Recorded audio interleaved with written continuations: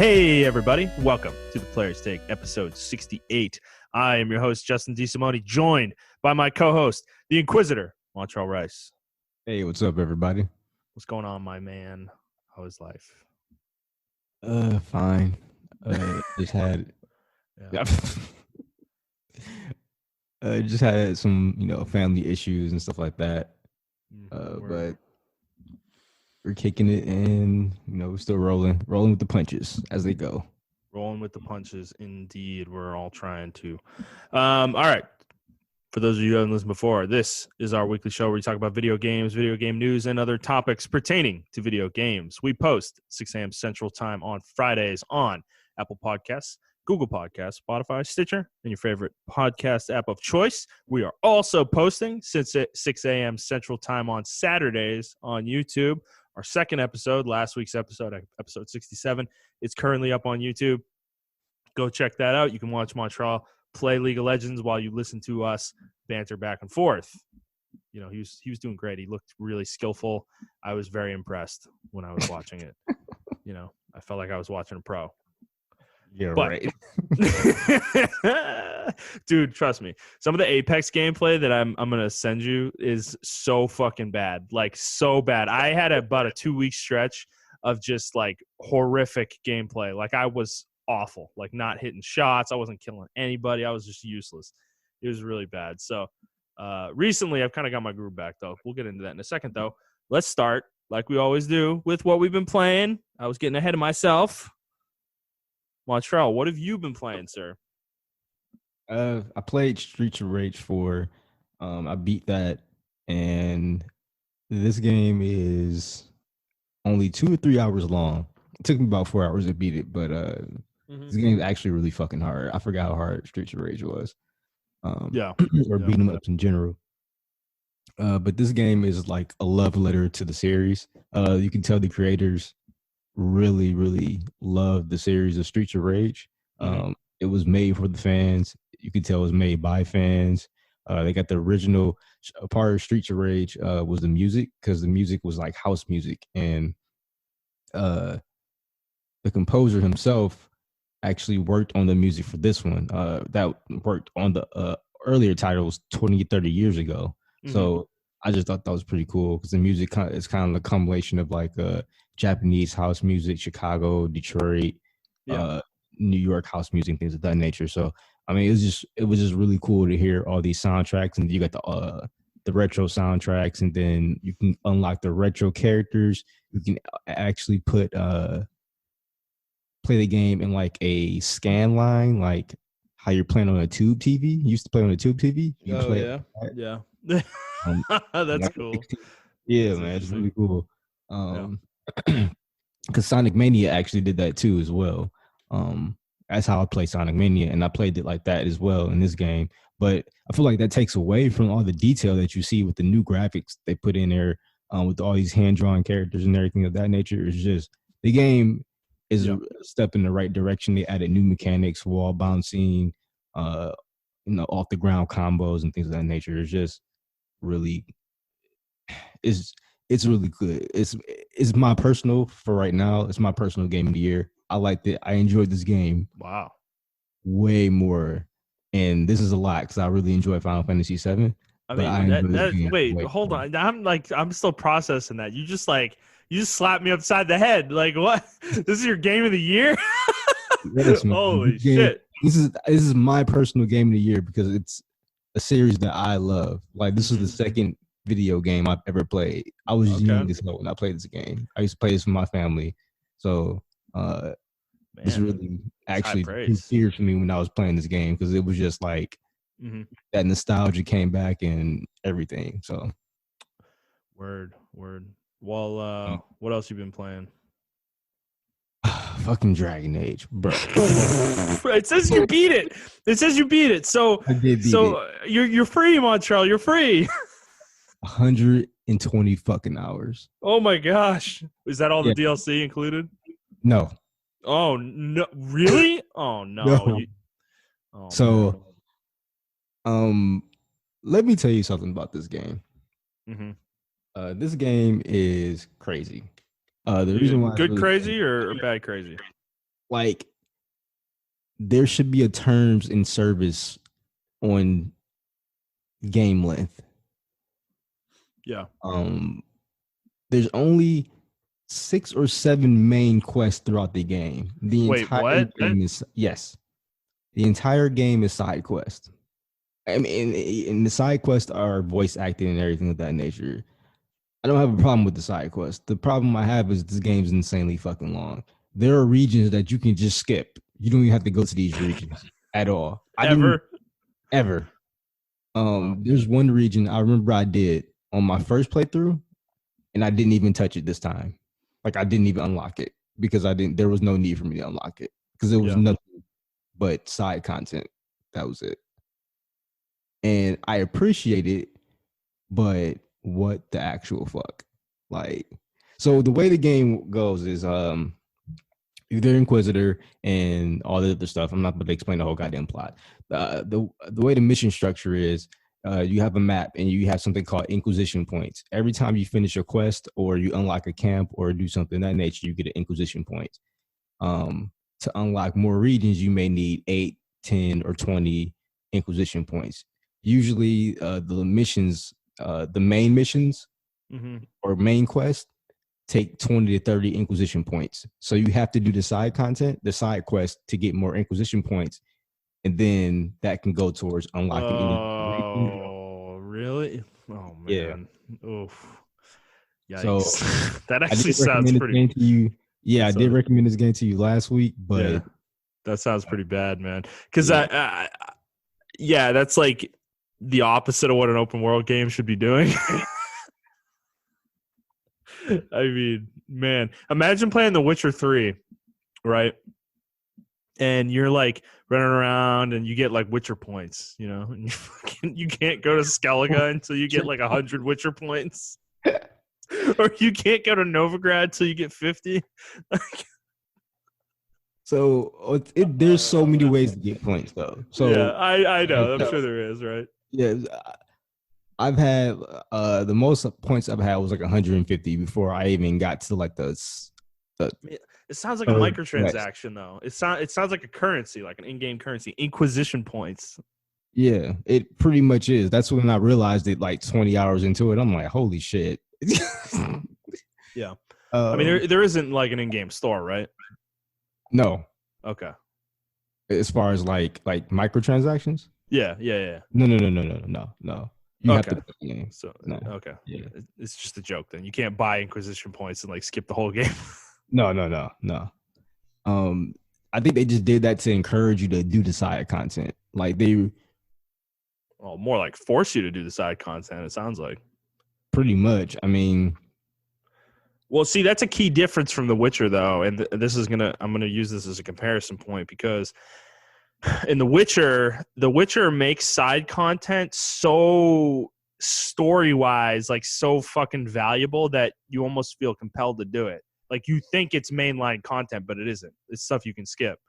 But it's so like adjacent to the main storyline that you feel like as a player, like without it knowing any better, you feel like you have to do it, you know?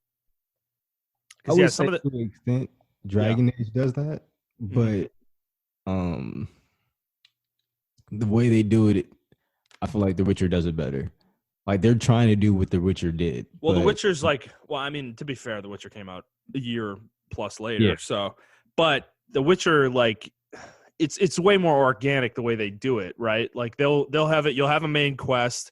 You'll have to do some shit for Dandelion or whatever. It's like, you know, fucking try to find Ciri or whatever. You finish that part of the main quest, right? And then the game will give you a side quest from Dandelion right after that. But it's like, it feels like a main quest, even though it's not. Like you could literally leave and go to Skellige or wherever the fuck you want to go, you know, after that. But he's like, hey, Geralt, I need your help with this, you know? And it's like, okay, dude, like, sure. We were hanging out already. Let's just keep going, you know, keep the train going. Yeah, and they try to do something like that. They try to make it seem like the side quest are the main quest. But they would like say like you get done with the main quest and they're like, okay, well, we need to do this. And it'll be on the table, it'll be on your war table, like think of the scene of the Game of Thrones, how they always have their war table and they have the little pieces. That's what you literally have on your. That's how you pick your missions and things of the nature. It's like a war table. So you can do, and you can also do side content on that war table that takes like it has like a time limit. So that happens off screen. So like you can send forces to help some villagers out, and it'll be like, this will take 20 minutes. So you send one of your forces over there to take 20 minutes. So you can dispatch 3 forces that you have: your spy masters, your Templars, or your main soldier units, or your political people. And depending on the mission, time can vary. So like if you need to rebuild a village, obviously you'll want to send your soldiers to help rebuild a village because it'll take faster than going through the political channels and stuff like that. Mm-hmm. So they have stuff like that. Sometimes though, 20 minutes is being generous. Sometimes the missions will take, I kid you not, it was one side mission that I had to send my forces to, and it took 48 hours for them to beat it. Wait, what? What? 48 hours. I was like real life hours? Real life hours. No. Yes. And you had to have the game on? No. It runs off the Xbox clock or okay. All right. That's way better than. Yeah. All right. It's still pretty bad, but holy shit. What is this, a mobile game? Like, what are we talking about here? Like, people were actually saying like this is like an MMO. They're like, man, like I was looking at just like how people were thinking about the game like 4 or 5 years ago, and people were like, I don't like the MMO style quest. And that's how it kind of feels. It kind of feels like I'm playing an MMO. Like the lands are vast, open. I have a party, and we're doing dungeon raids. Yeah. And we're going on quest on the main field. There's like boss encounters where they drop like fire puddles or whatever. Yeah, you literally have random events or public events. They call them rifts, but they're public events. And you run towards the rift, and then monsters spawn. Okay, so, but it's like within your game instance, though, right? The game's not online, right? No. Game's not online. No. Okay, so it's okay. Gotcha. It's kind of structured like whenever you get around to playing it, because I'm going to be really curious to see how you feel about the game. But whenever you get around to playing it, it felt like I was playing an MMO at some times, and then it felt like I was playing a single player game. I don't know how they did that, but they did it. Like, I don't know how to explain it without you actually playing it. Yeah. But yeah, I mean the combat is really cool. Like I was playing the rogue, and the rogue in this game actually feels like a rogue compared to the other 2 games, because the first game were kind of slow, and then the second game you're like a ninja. Like you felt like a ninja because you can actually send shadow clones to the people and explode. In this game, you were still kind of fast. You can leave like duplicates behind. Like you're so fast, you leave after images behind you and stuff like that. Yeah. Or you can throw a dagger, and then like 4 or 5 after images will like stab it or whatever. And they have some pretty good like specializations for the rogues. So I think the rogue class is like really good. The only thing with the rogue class is it sucks fucking early game. Early game is fucking terrible with rogue. Yeah.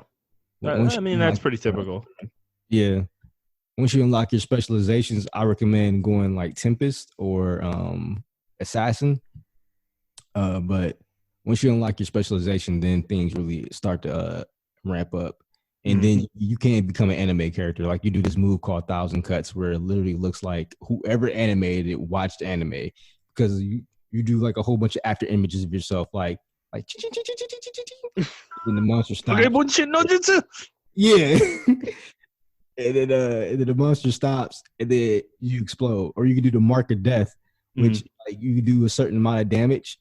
You mark somebody and you do a certain amount of damage within 8 seconds, and then the damage I think is doubled or tripled. So you can literally do like a whole bunch of moves and stuff like that, and they do the mark of death. So it looks like it did activate or detonate the mark of death. But it looks like, you ever seen the memes for the samurai where they put their sword back, take their sword out real quick, and they put it back in their sheath? Yeah. That's what it looks like. So I think they did some like, It actually, I like what they did with the mechanics of the game as far as healing and the mages. There is no healer. Like you don't have a dedicated healer. So the way you keep your tank alive is your tank has something called guard points.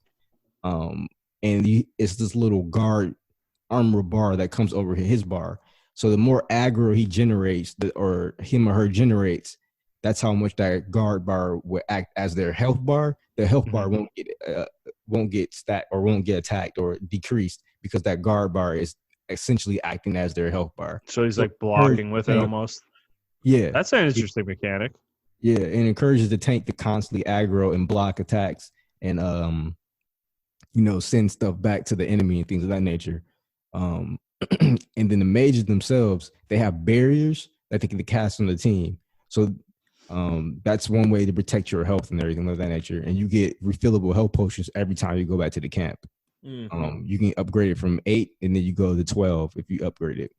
But like that's shared between the party though. So it's 12 health potions shared between the party. Yeah. You can go through them pretty quick because I was playing on hard mode.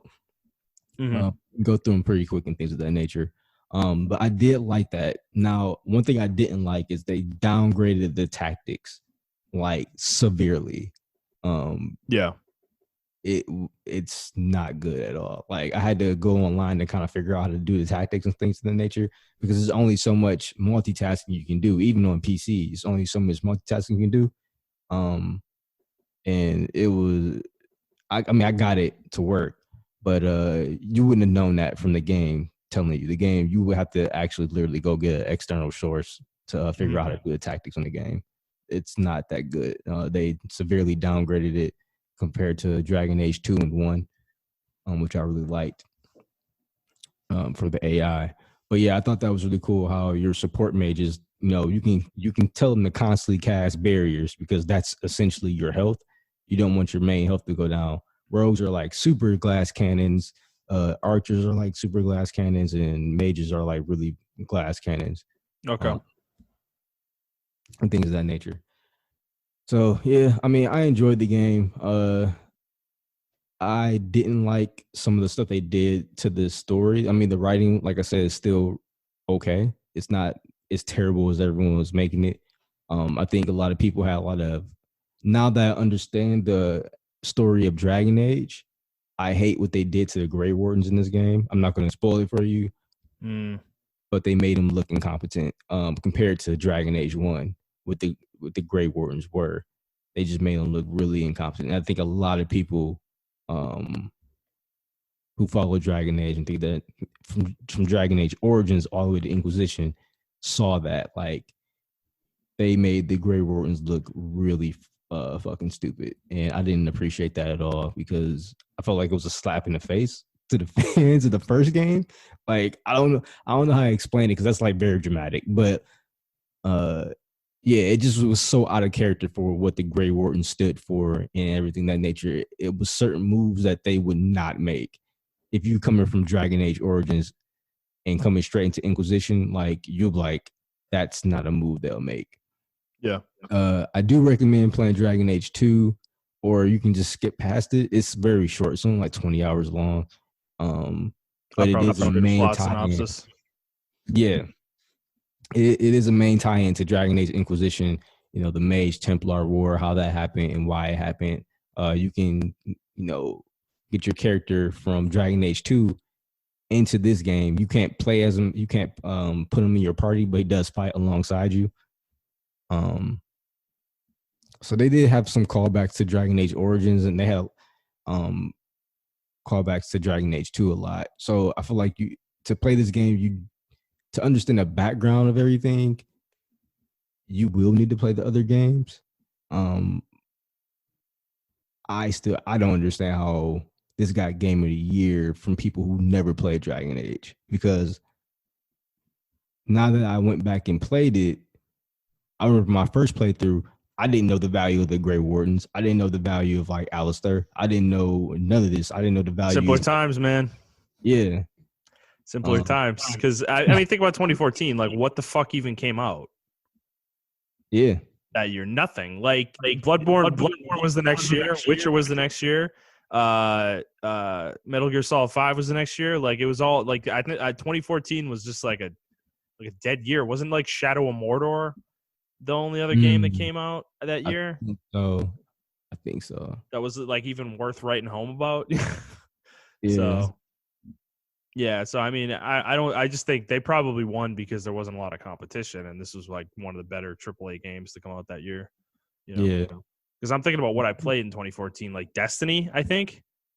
Oh Yeah, yeah. and that game was a huge disappointment. So yeah. So there probably just wasn't a lot of competition within the frame of that year. Yeah, you're right. I didn't think about it like that. Yeah, it was just, I don't know. The game, I enjoyed myself playing the game. It's just how long is long? Like what the fuck? 120 hours, and I wasn't. Well, even dude, this is the. I feel like this is the theme of this generation. Like the theme of the whole generation is game bloat. You know, like big games for big games' sake. You know, because yeah, like Assassin's Creed Valhalla, was talking about when it was announced like a week or two ago. They were like, yeah, it's not as big as Odyssey, and then they came out this week and said that it's slightly bigger than Odyssey, and it's like, what? Like, do we need a game bigger than Odyssey? Like, no. There's a point where there's too much game. There is a point where there's too much game, and we have long passed it. Okay, I feel like The Witcher 3 was the game that passed that. Maybe it was Inquisition, actually, the way you're talking about it is the game that passed that barrier. But I feel like we have long passed that horizon, and I don't need games to be bigger than they are currently. Like I don't. 50 hours is enough. 75 hours, plenty. 100 hours, you're starting to get on my nerves. 150 hours, too much. Yeah. Too much game. This game was longer than Dragon Age Origins. And like I said, I love the combat. I love how rewarding it was to build my rogue the way I wanted to build it. I really wanted to turn him into like an anime. Like he throws ninja daggers, like he's almost like the fourth Hokage from fucking Naruto. Right. So I got him. Yeah, like I got him to where I want him, right? And it just took so fucking long though. Like by the time I ended the game, 120 hours, I was level 19. Level 18 or 19. What? Oh my god. Yes. Yes. So what's the level cap? 27. No, what? Yeah. Holy fuck. So by time this is an MMO. Yeah. So another thing they changed is the skill tree and attribute points. They're all in one. They're all encompassing. So you unlock your passives and your points at the same time, if that makes any sense. But you can't like if you're a rogue, right? Your points, your skill trees are always going to be focused on dexterity and cunning. There will be no points in strength or anything like that because those points don't benefit you. So they streamlined it to where you don't really have to think about that. I appreciate it. Then I don't know if I say I don't appreciate it. I appreciate it because honestly, like if you're a rogue, why are you putting points into other things? You know what I'm saying? But if someone wanted to build a rogue like that, they came up with some weird build, then they should be able to do that. But I mean, that'll be a crappy way of building it. So I guess that's why they streamlined it. Yeah. I don't like that kind of restriction though, personally. Yeah. Like if I want my rogue to have more health, even if that sounds stupid, like I don't know. It should be able to, so that's like it should be viable. Yeah, so that's a disadvantage, right? What if you wanted to turn your rogue into a brawler? So yeah, right. Like it could go toe to toe with enemies, right? Exactly. Because you can do that in Dragon Age Origins. You can turn your rogue into like a brawler type character where he can just go toe to toe with characters. Yeah. So they did restrict that as far as what you can do with your rogue. You can pretty much only make like a dual wielding assassin, or an archer with your rogue character. Okay. Yeah. Another thing I didn't like is they nerfed, like over the time, they nerfed some of the stuff. And I'm like, what the fuck is this, an MMO? Like, why would you nerf? They found out builds are overpowered and stuff like that, and they just nerf shit. And I'm like, and they changed whole skills and everything. So I was looking Sounds like Grim Dawn, dude. Yeah, because they I was looking up builds and stuff like that, like kind of how I can model my build. And there was this one particular skill where every time you use it, it lowers the cooldowns of your other attacks. Yeah. I was looking for it and I'm like, they completely changed it. I'm like, holy shit, they completely changed the passive. And I was looking at the patch notes for the game like 4 or 5 years ago. And I'm like, wow, y'all are nerfing. They nerfed and buffed some stuff. Like they buffed the warrior class and then they nerfed like Knight Enchanter class was like fucking broken as fuck. Holy shit. And it's still broken. Yeah. But yeah, it was just weird how they handled the game. They really show love to the game, but it's just weird. Yeah. Well, question: does the game have loot, like random loot and stuff? Yeah, random loot drops and weapons and like armor and shit. Yeah, because that is potentially why, if they viewed their game as a game that could be played endlessly. I mean, this is what Grim Dawn's developers have kind of argued over the years, because there are plenty of people with Grim Dawn that complain about the fact that the game is still getting balance patches 4 years after it came out. You know, like, what the fuck? It's a fucking single player ARPG. Like, why are you balancing shit?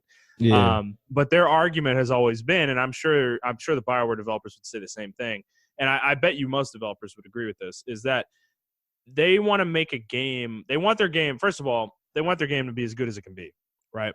Yeah. Unbalanced skills aren't good for a game, you know. From a player's standpoint, the player is going to argue like, but it's fun, you know. It's like, if I have fun playing an overpowered character, but the thing is, like, eventually that's not fun anymore, and maybe it is for some people, like infinitely fun. But the thing is, if that's the way the game is, then that's what's going to be posted on the forums. That's when it's going to be posted on the fan sites. Those are going to be the guides. This is the build you have to play if you want to maximize your damage. This is the build you have to put your tank in to maximize his survivability. You know, it kind of takes away from your choices when you start looking this shit up, because the game's complicated, right? These games are complicated, so players are naturally going to look things up to learn how to play the game, right? So they're like, we want things to be as balanced as they can, so everything is viable, so people just play the game, you know. And they learn this on their own. They come up with their own builds. That's what we want the game to be.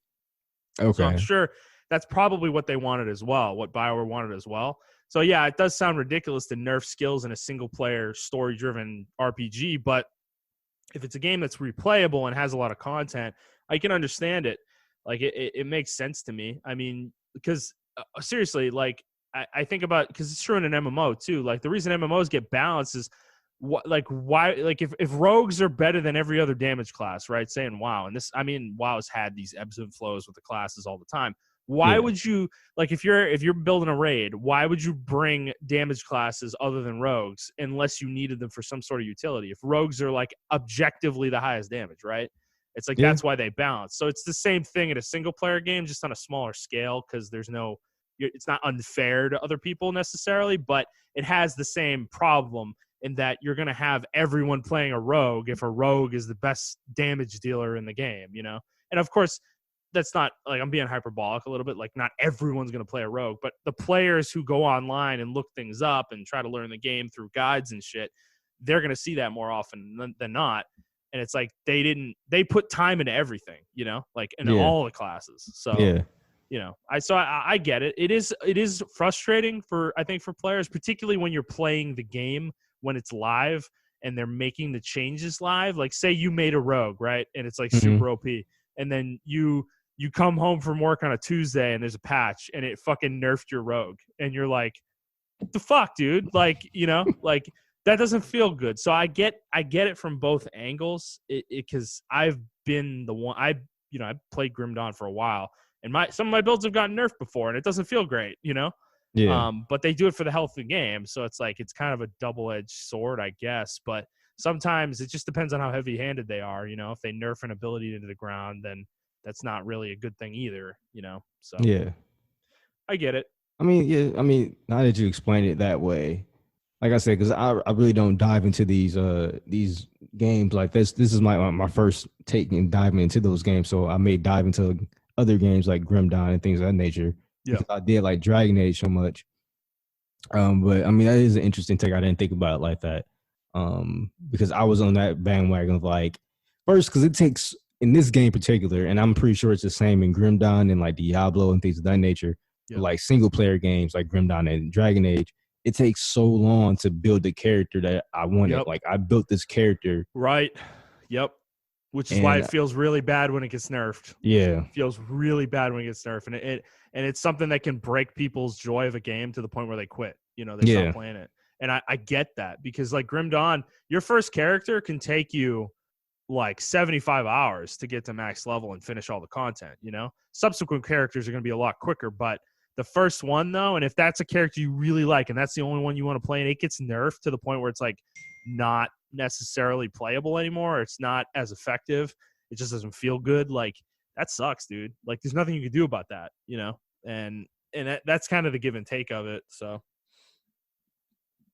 but I think in Diablo's a live game, so it's a little bit more complicated. It's more like an MMO. They're doing it more to be fair in that sense, But I think in a single player game, it's not necessarily about fairness, but they can see player numbers and trends and what players are playing, like what classes everybody picked. And BioWare definitely had those statistics at this point in time. Like, is everybody playing a rogue? Is everybody playing a warrior? Is everybody playing a mage? Like what are the numbers? Is it like 50% of the players are picking rogue, and then like the other classes are the other 50%? Like that's not a good thing. yeah. That means we did something wrong, or like things are imbalanced in some way. So, that those are that's where they start looking. That's where the investigation starts, probably, is those kind of trend numbers. And then they start digging into it and really seeing like what players are doing with those classes. So, and that kind of informs what they nerf and what they don't. Yeah, that's a very interesting take, because I think this game plays more. It sounds like it plays like an ARPG, to be honest with you, but like you have a team, like it's like a CRPG ARPG hybrid. I mean, that's what I'm hearing when you're talking about it. Yeah, it sounds almost like an ARPG, but MMO / ARPG, like hybrid, but it's like a third person game. It's like it's like all these things in one, which is making me really intrigued. Like this sounds really cool. Yeah, like the game plays really well. They have some interesting skills and builds you can do. You can build your road to do anything you want. You just have to invest time into the game, and you can even play the game after the campaign ends. You can still play it and investigate. So, like I said, maybe in a month I may come back, because I still like the game. I still want to investigate these other things and play my rogue and build them to the best I can build them to. Then on top of that, you can build other characters that are locked into their classes, but you can build them and kind of test them on the other characters. So it has a huge replayability thing. It's just like, do you want to invest in time into it? So, yeah, I mean, I recommend it, but I recommend it for people who are ready for it. Like, if you're not mentally ready for that 100-hour experience, do not jump into this game, because it's not worth it. And, I mean, it is worth it, but it's just a lot. It's a lot. Yeah. I don't know, man. I'm kind of in a mood right now. I think I need to play something I can just lose myself in. Yeah. I don't know if Dragon Age or Dragon Age Inquisition is it. Because I've been flitting between. I haven't played either game, so this is like almost silly. But I'm like going back and forth between, do I just keep playing Mass Effect and just finish all the Mass Effect games, or go to a Dragon Age and like commit to one or the other? I don't know. I haven't done either yet, but I'm getting there. I think I'm in a weird spot. So, all right. What's the last game you've been playing? You got something else on here? Hack. Yep, I've been playing Hack Infection. I'm actually planning on, in the next couple of months, doing the retrospective on the series. So I had to find the games, and I got them, and I'm just playing them on the emulator. So, but the emulator works really well, and the games work really well. So I'm really enjoying myself with the game. There are some things that are really dated, but I mean, it's a 2001 game, so that's to be expected. The game's over 19 years old now, so but it's still fun. The narrative is still fun, and I can't wait to talk about it in my future in one of my future videos, because this game has some really interesting. This game to me started the whole trend of the anime online hero gets stuck in it, like the sword art in thing, an MMO, right? Yeah, this game started that, but I feel like this game's narrative is way more cohesive than like sword art or anyone else's. Log on Horizon or Overlord and things of that nature. Log Horizon. It's well voice acted. It's voice acted. The English Oh, dub really? is actually, yeah, it's voice acted. Everything's voice acted actually. Well, what kind of game is it? Is it like an action game? So the thing about this game is it is an action game, but it's like you're playing an MMO. Okay. So you have a fake desktop that you have. Oh man, this sounds dope. I should have played this. I know I would like this series. Yeah, I think you'd like it. I know I fucking would. Yeah, I think you'll like it a lot. Yeah. Like this is my shit, man. Like playing a game about playing a game. Sound like it's the stupidest concept, but I don't know why it resonates with me so hard. Like, because that's why I've been so excited for Crosscode, because it's the same thing. It's a game where you're playing a game, you know, like you're literally a person. You're playing a person playing an MMO, you know, like and this is the same deal. So like you're game playing the game, like you said. This is why this game. That's why I wanted a retrospective on this game, because I think this game was kind of groundbreaking in his way his storytelling was. In 2001, my family couldn't. Well, I didn't really have a job, so I couldn't afford to play EverQuest, and I wasn't a PC gamer at the time. The only games I played on PC at the time was StarCraft and RuneScape, and I didn't really know what the MMO was. So I really can't count RuneScape. And I think maybe RuneScape came years later. I don't know. But no, it wasn't. That's an old game. That's an old game. Okay, yeah. So yeah, I was playing RuneScape, but it wasn't the MMO that we know what MMO is today. It had a different kind of like gameplay loop. Wasn't it like a sprite based like isometric game? Yeah. And it had a different kind of gameplay loop compared to the standard MMO. Yeah, it wasn't so like that.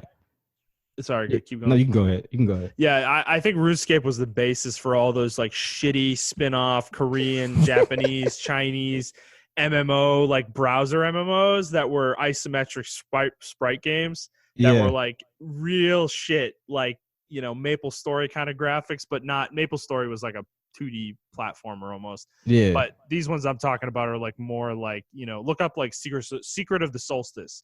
That's one that I played, and it's like similar style. I think RuneScape was kind of the game that like kicked off that whole thing, and you know, those games are still around, but they aren't nearly as prevalent.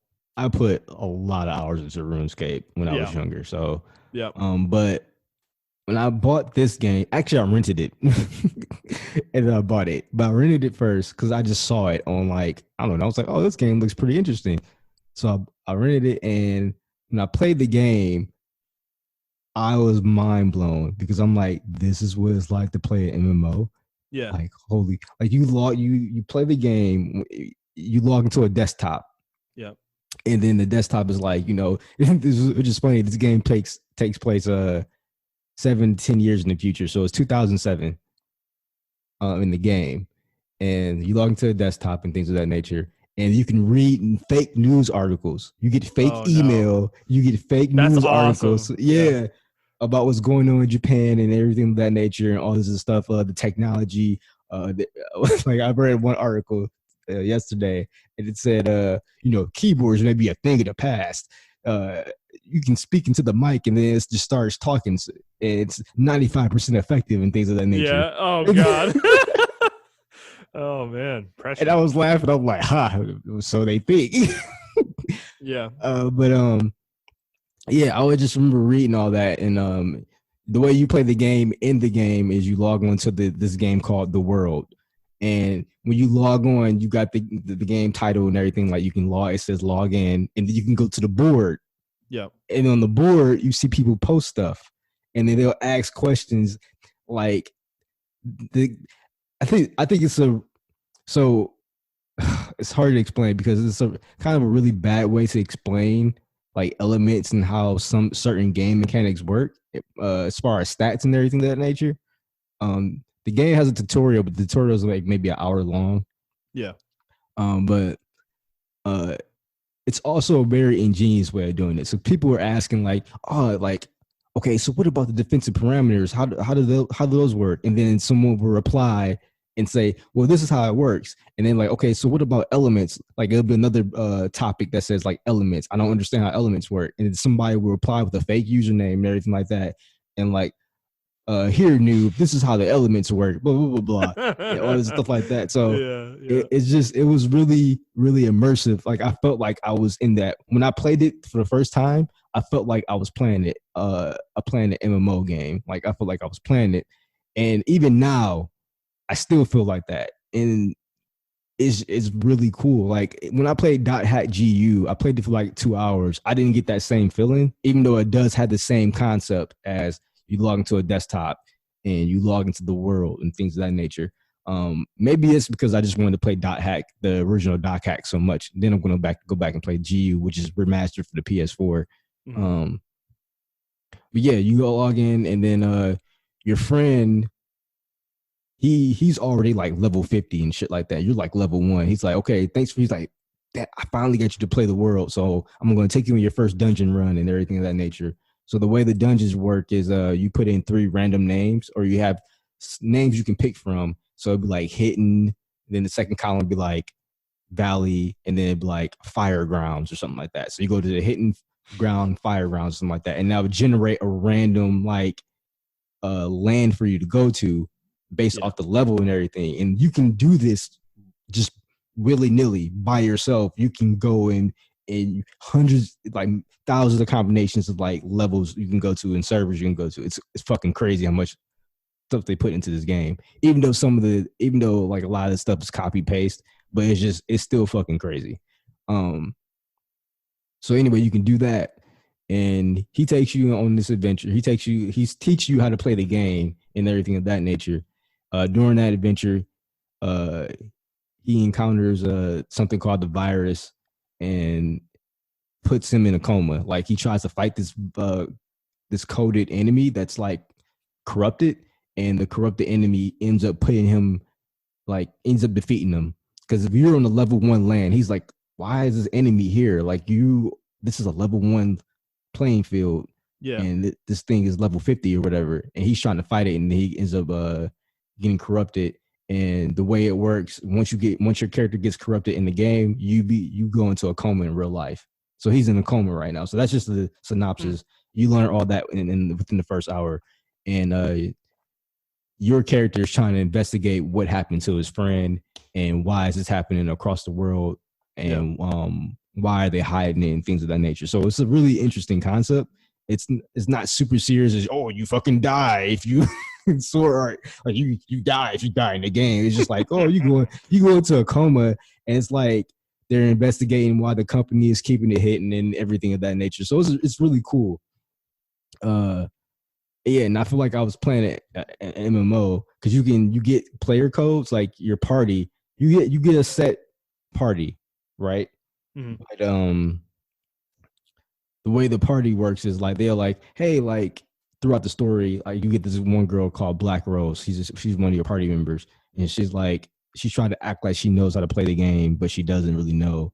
And then she's like, well, you can give me your friend code or your friend my address, and just hit me up when you want to play. So you do that. You go to party member, and then it says like add member, and then you have your friends list, and you can call them. Now sometimes they won't come because they'll be doing real life shit. They're like, oh, I'm cooking right now, so I gotta go. Like I can't play right now.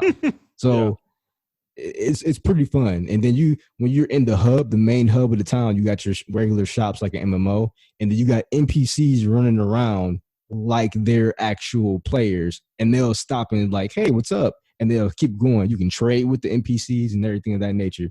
You have a group of NPCs talking to each other, and like the bubbles, the text bubbles will pop above their head what they're talking about. So somebody was talking about like, oh man, work sucks today. Like I had to pull a double, and then someone was like, yeah, man.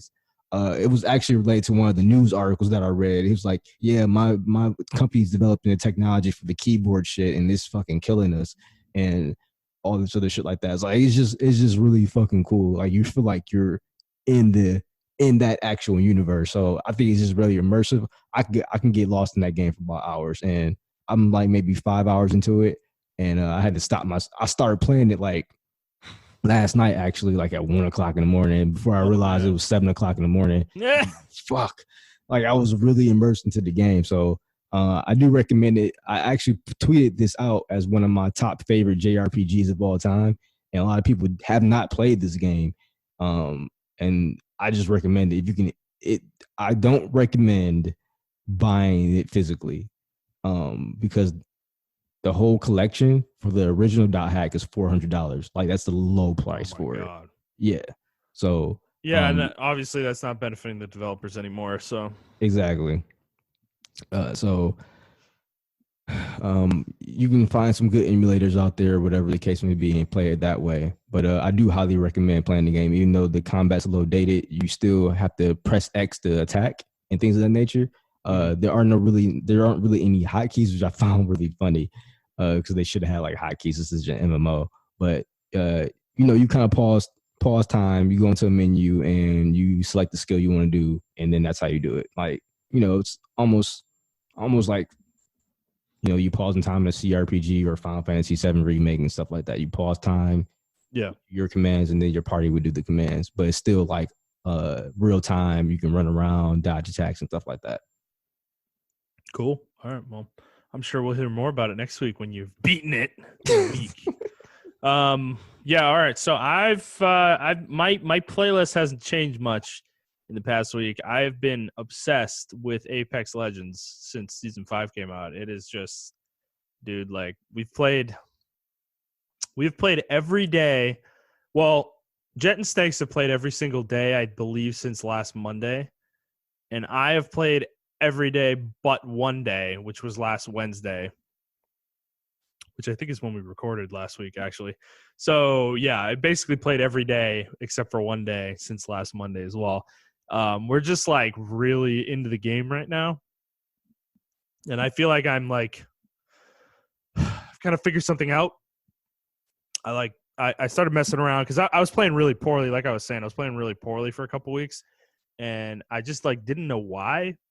Like, I just wasn't hitting shots. I was missing people, and I don't know what changed, but all of a sudden it just like the game didn't feel comfortable for me anymore. And I started messing around with like my mouse settings and lowering my mouse sensitivity, and that has just like completely reinvigorated my play in the game. Like I'm fucking like dominating motherfuckers now, dude. Like it's ridiculous. Like I'm killing people before they even shoot me, like shoot at me.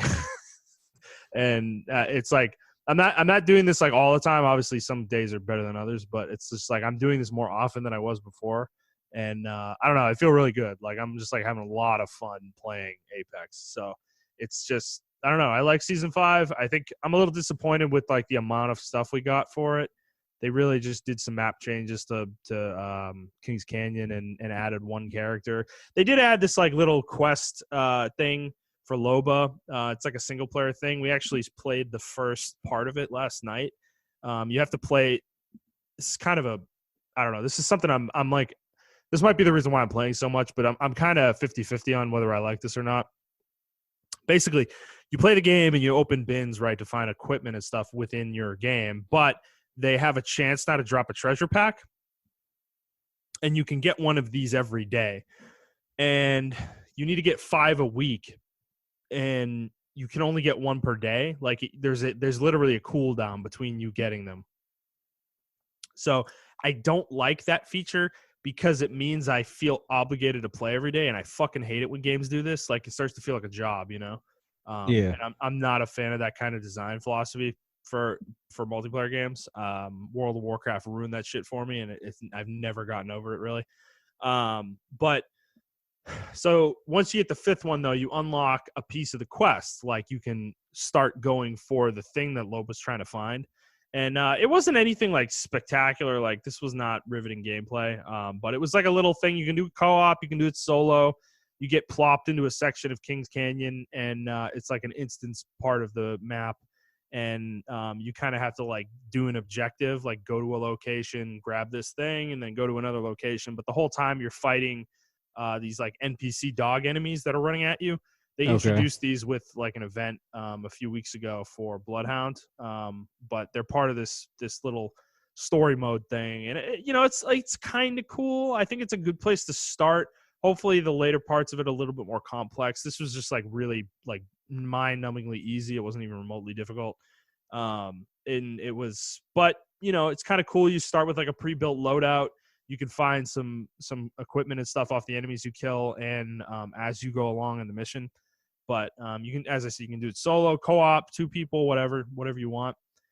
So I like it. I'm just kind of hoping that like it gets a little bit better the further in we get. But I'm sure I'll update this in a few weeks later in the season once I've experienced more of it. But it's an interesting place to start for single player content in Apex, more like PvE stuff rather than the battle royale. It's very different from like the direction that Fortnite and PUBG went. Like Fortnite just completely abandoned their single player aspect, and like PUBG's never had one. So it's kind of interesting to see Apex kind of go in a different direction, and I like it too. I think the core gameplay is so good that I don't mind them using development time for something like this. I think it's a fun little thing to kind of take you away from the battle royale for a few minutes. So that's pretty cool. I'm going to keep playing that. So I also kind of had I don't know, I'd say like a breaking point this weekend with Legends of Runeterra.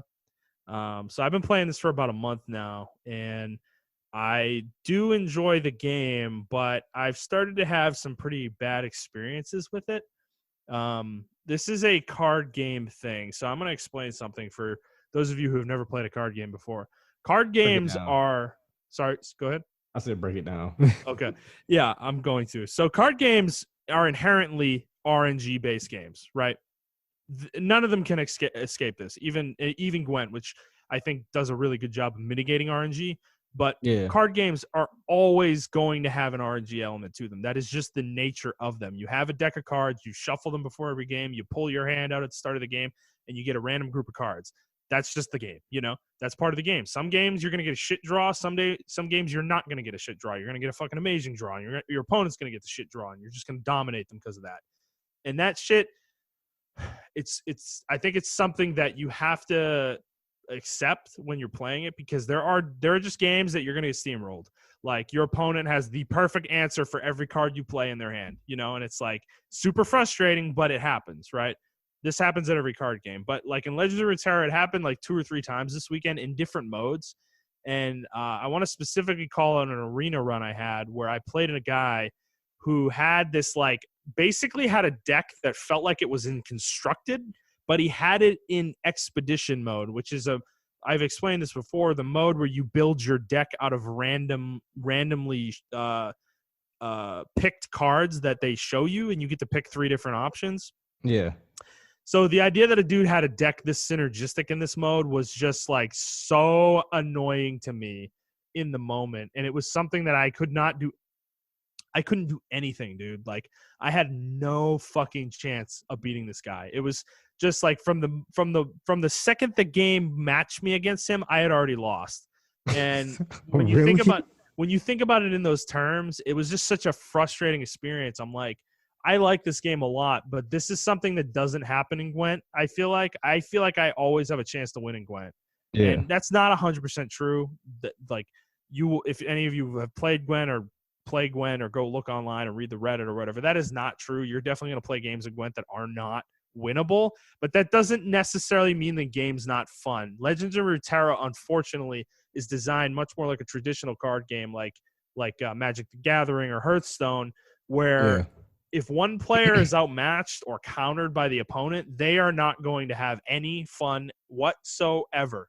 Like all the cards they play are going to get countered. Every card they play is going to get destroyed or whatever, or countered by the opponent's deck that's like perfectly built to counter your deck. It is just not a fun experience. And the fact that this has happened to me so many times in the past week is just like making me like, I think I'm kind of done with this game for now. Like I might come back in the future. The game is fun. The core game is fun. The game is definitely very rewarding, but it's just not, I don't think it's enough to keep my attention anymore. Like I don't like, cause I was at the point this weekend where I'm like screaming at my monitor, you know, like fucking tilting, dude, like tilting so hard. Like every card this guy plays, I'm getting more and more angry because it's so perfectly synergized with every card he played before that. And I'm like, we're in arena.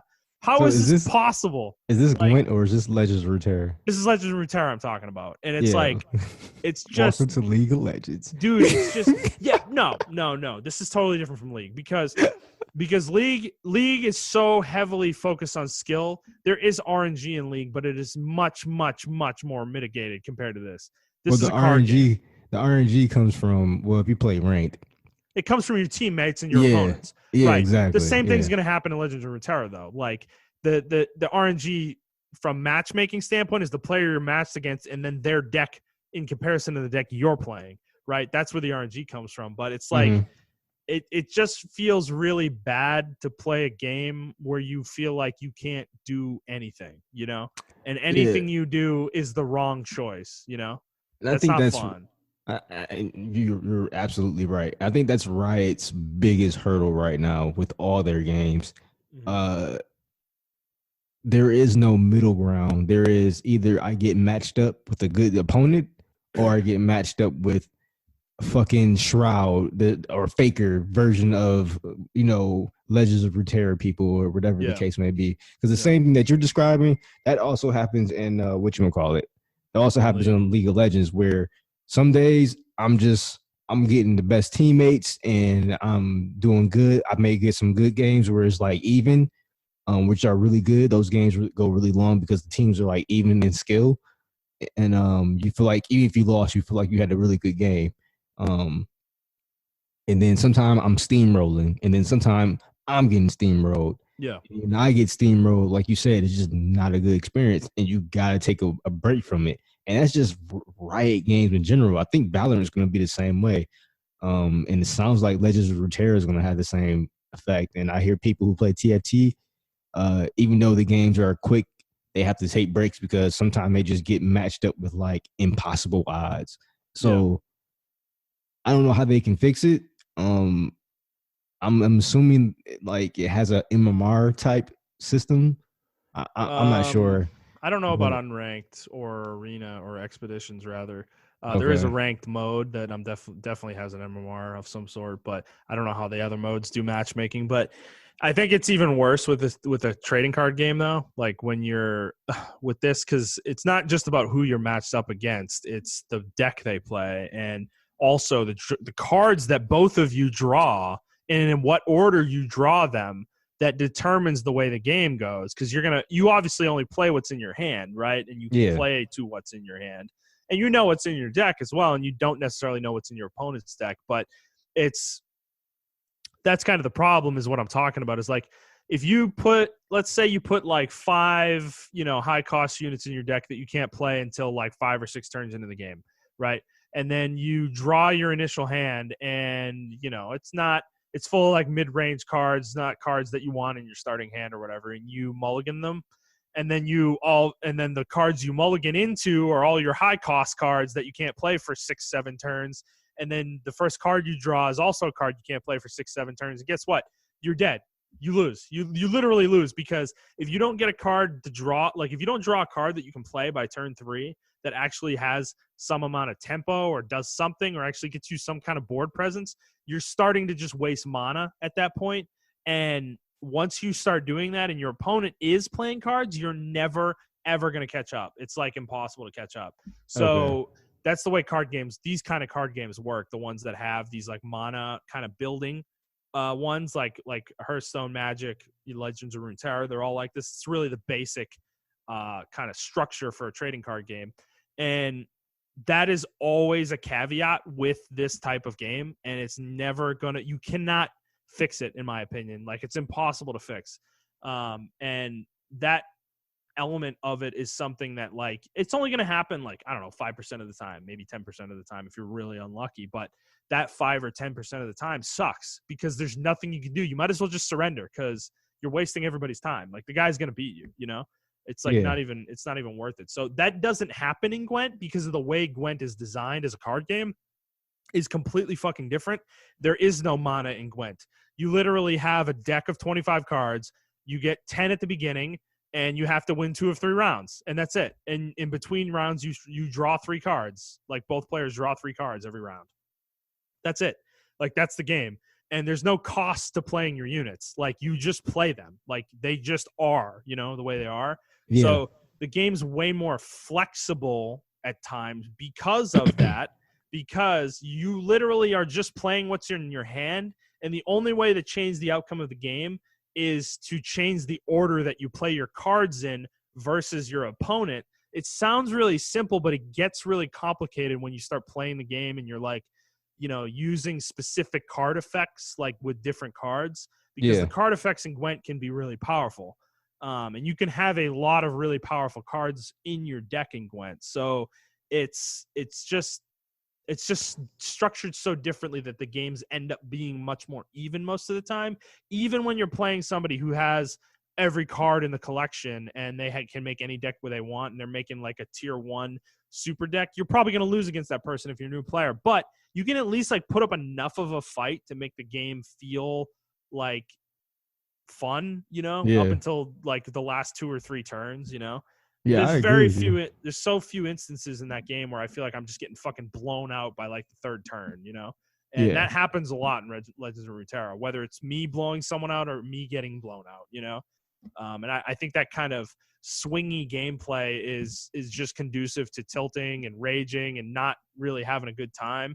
And I don't want to experience that. So I think I'm kind of going to put the game down for now, which is fine. I need to do it anyways because I've been putting too much time into both of these games, and I just like, I need to play other shit. So I'm like, it's been a fun month with Legends of Runeterra. I had fun.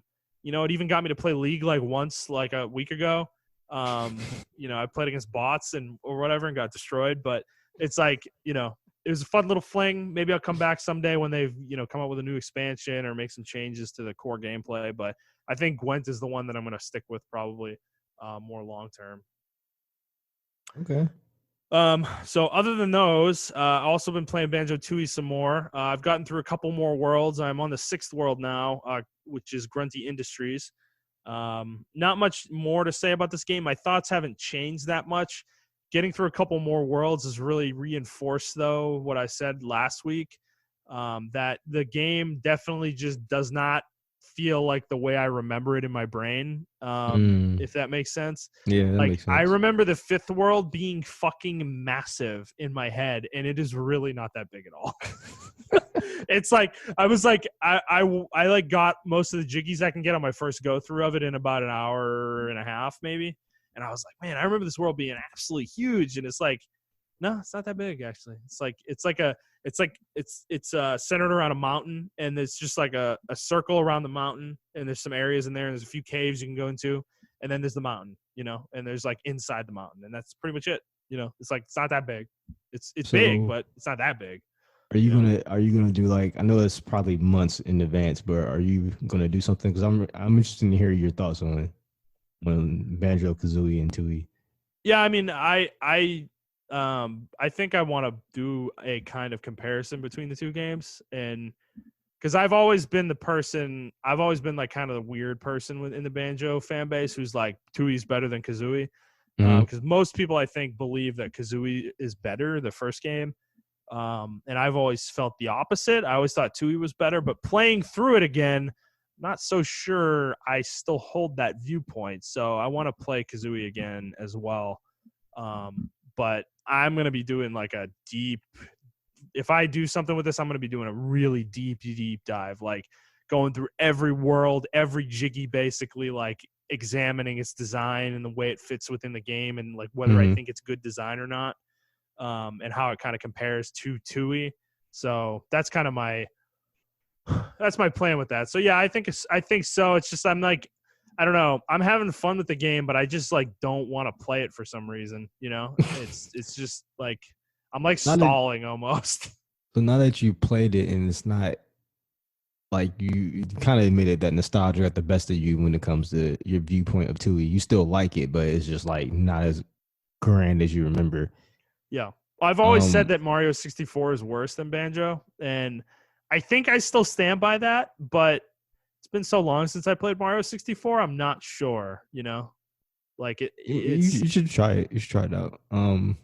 Yeah. I mean, I don't know. It's the thing is, I don't want this to balloon out of control to a point where I'm playing like 5 different games, Like I don't think I need to go that far. I think I want to focus this specifically on banjo. Yeah. So What I was gonna ask though was ukulele. Like, yeah, that is a fair thought. Because that is made by the people who made the banjo games. mhm. It's an interesting point. I may dabble in that game and see kind of like what is that game, because everybody bashed the shit out of that game, and I was one of those people. I didn't think it was very good either. But is it more of a, were these games never that good and we just thought they were, or is ukulele actually that bad, Yeah. kind of thing. So I'm not sure. I think banjo, there's one thing I could say about banjo that ukulele just doesn't have, and it's charm. Like it has so Mm. much charm. It just oozes charm with all the characters in the game. And I think that's something that ukulele just fucking whiffed so hard on, is that the characters in ukulele are boring as fuck. They're just not interesting. They're not cool. They just seem so forced, like everything about them. So that game, that's probably why that game failed more than anything. But I'm not 100% sure about that. So I don't know. Like I said, I don't want to play like 5 fucking games for one video, but because it would take me like 5 months to do it all, given the fact that I have a full-time job and like we're Yeah. recording this show every week, so it's like, and there's going to be other games that I want to play, so Exactly. so yeah, I'm gonna keep playing it. The thing is like I tried last weekend to just like plow through it for like hours on Sunday, and I played for about 3.5 hours, and that was kind of my limit.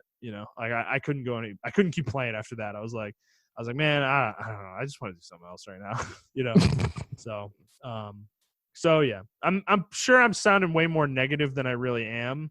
Like I still love this game, but I don't know if I'm not sure platformers are my thing anymore, dude. Like I think as a gamer, I just don't find them very interesting, I've came to that conclusion a long time ago. Yeah, I just don't think any of these games are that good, and I'm like thinking about Odyssey, like that game fucking sucks. Like I hate Odyssey. Like I think I legitimately don't think it's like a good game, Like I'm sure plenty of people would disagree with me, but I just think the game is shallow and has quantity over quality kind of content. And I don't think that's fun, and it just felt like a checklist game, Yeah. And that's definitely not good for a collectathon. And what's interesting, like excuse me. I was playing Sonic Mania. So I just played Streets of Rage, and I'm like, maybe I'm just over the retro thing. But I played Streets of Rage and I want to play it some more. And I played Sonic Mania. I can only play Sonic Mania for maybe 30 minutes or 45 minutes. And I just think I'm over the whole 2D retro platforming thing when it comes to Sonic. Like I'm over it. Like I don't. Yeah. They did some updating, but they kept it primarily the same. And I'm like, I played this when I was younger. Like, I don't know. And then I hate the whole thing about Sonic is I love the platforming in Sonic because it's super fast paced. But I like the platform in the adventure style type games because it had a mix of like both adventure in the game as like far as exploration. Whereas like the newer Sonic titles, even the generation games, which are critically acclaimed, have this thing where they just go down one straight path and like you just hold X to win, and it's like you hold the boost to win. Whereas adventures, it was all about momentum, and you didn't do that. Like you didn't have an X button. It was primarily like your momentum. You were rewarded. Well, you had multiple paths through levels too. Exactly, and you were rewarded for that, like keeping your momentum and things of that nature. So, and it's just funny that Sega has never revisited that. And each time they have a Sonic announcement, it's a meme. Like Sonic fans get really excited, and then we, within our own fan base, we do it to ourselves. We just get disappointed because we already know what it's going to be. Either it's going to be another retro style Sonic or another boost to win. We're not going to get an adventure style Sonic back or anything of that nature. Yeah. So, I mean, I'm with you. I think I'm just over platformer because I played Mario Odyssey. I played that for about 45 minutes. I'm like, I don't fucking care. I don't even care about this shit anymore. And I didn't throw it away, but I took it back. Like, I don't have it anymore because it was not fun to me. Well, yeah, like 2D platformers. I think I had that epiphany like 10 years ago, dude, that I don't like 2D platformers. And I think I tried to force myself. Like I I have a lot of nostalgia for Mega Man Zero.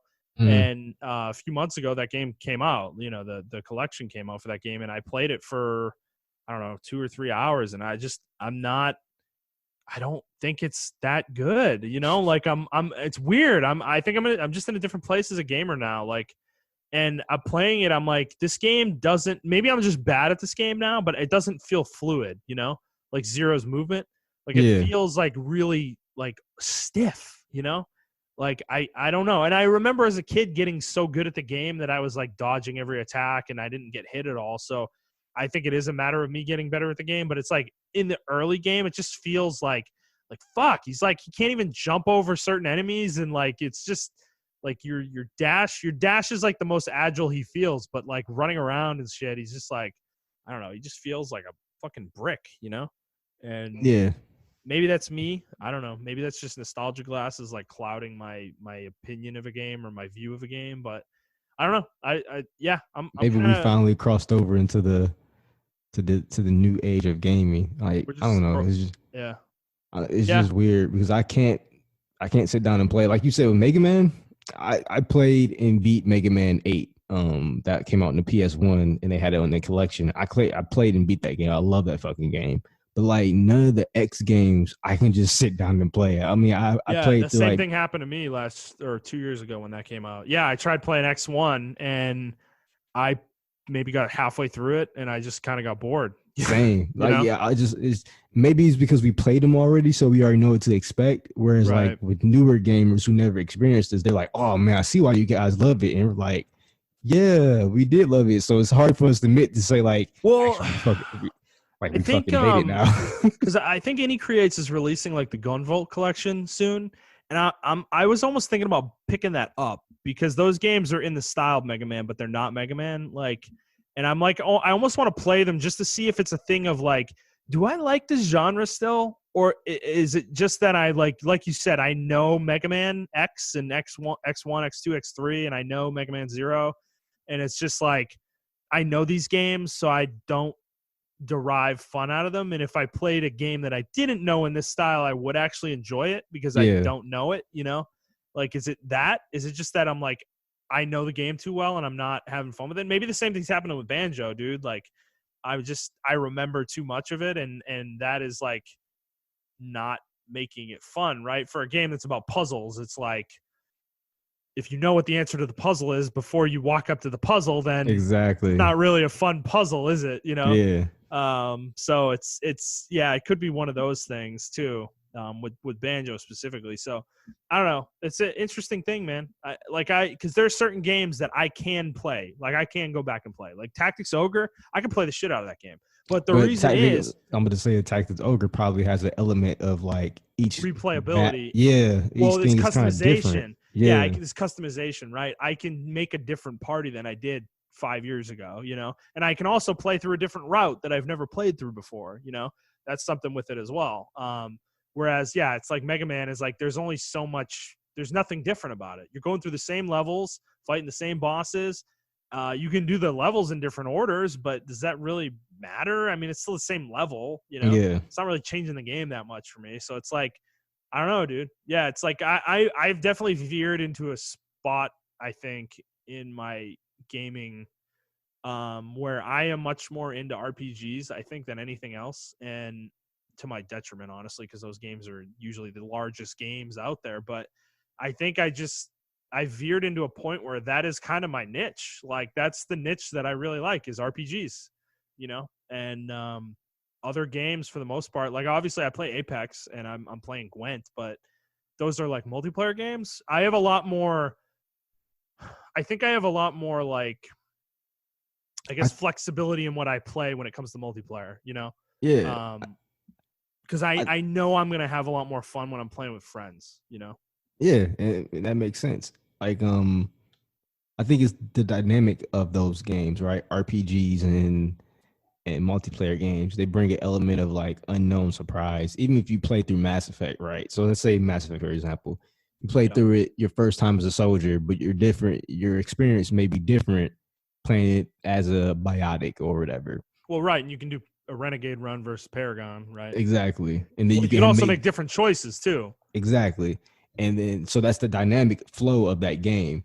And the same thing as far as multiplayer goes, like each match is different. No match will be the same, no Right. matter how That's much you why try those to games have emulate it. appeal. That's why those games have Exactly. appeal for me, particularly MOBAs and even Apex, dude. Like Apex, like I think that's the thing is certain multiplayer games definitely have a sense of staleness to them. Oh Like yeah. the arena shooters for me get stale real quick because you're playing on the same map in the same way with the same spawn points every game, you know? And even ones that are hero shooters like Overwatch, they add a different element with the different characters that can keep me interested a little bit longer, but not much because the maps are the same, the objectives are the same.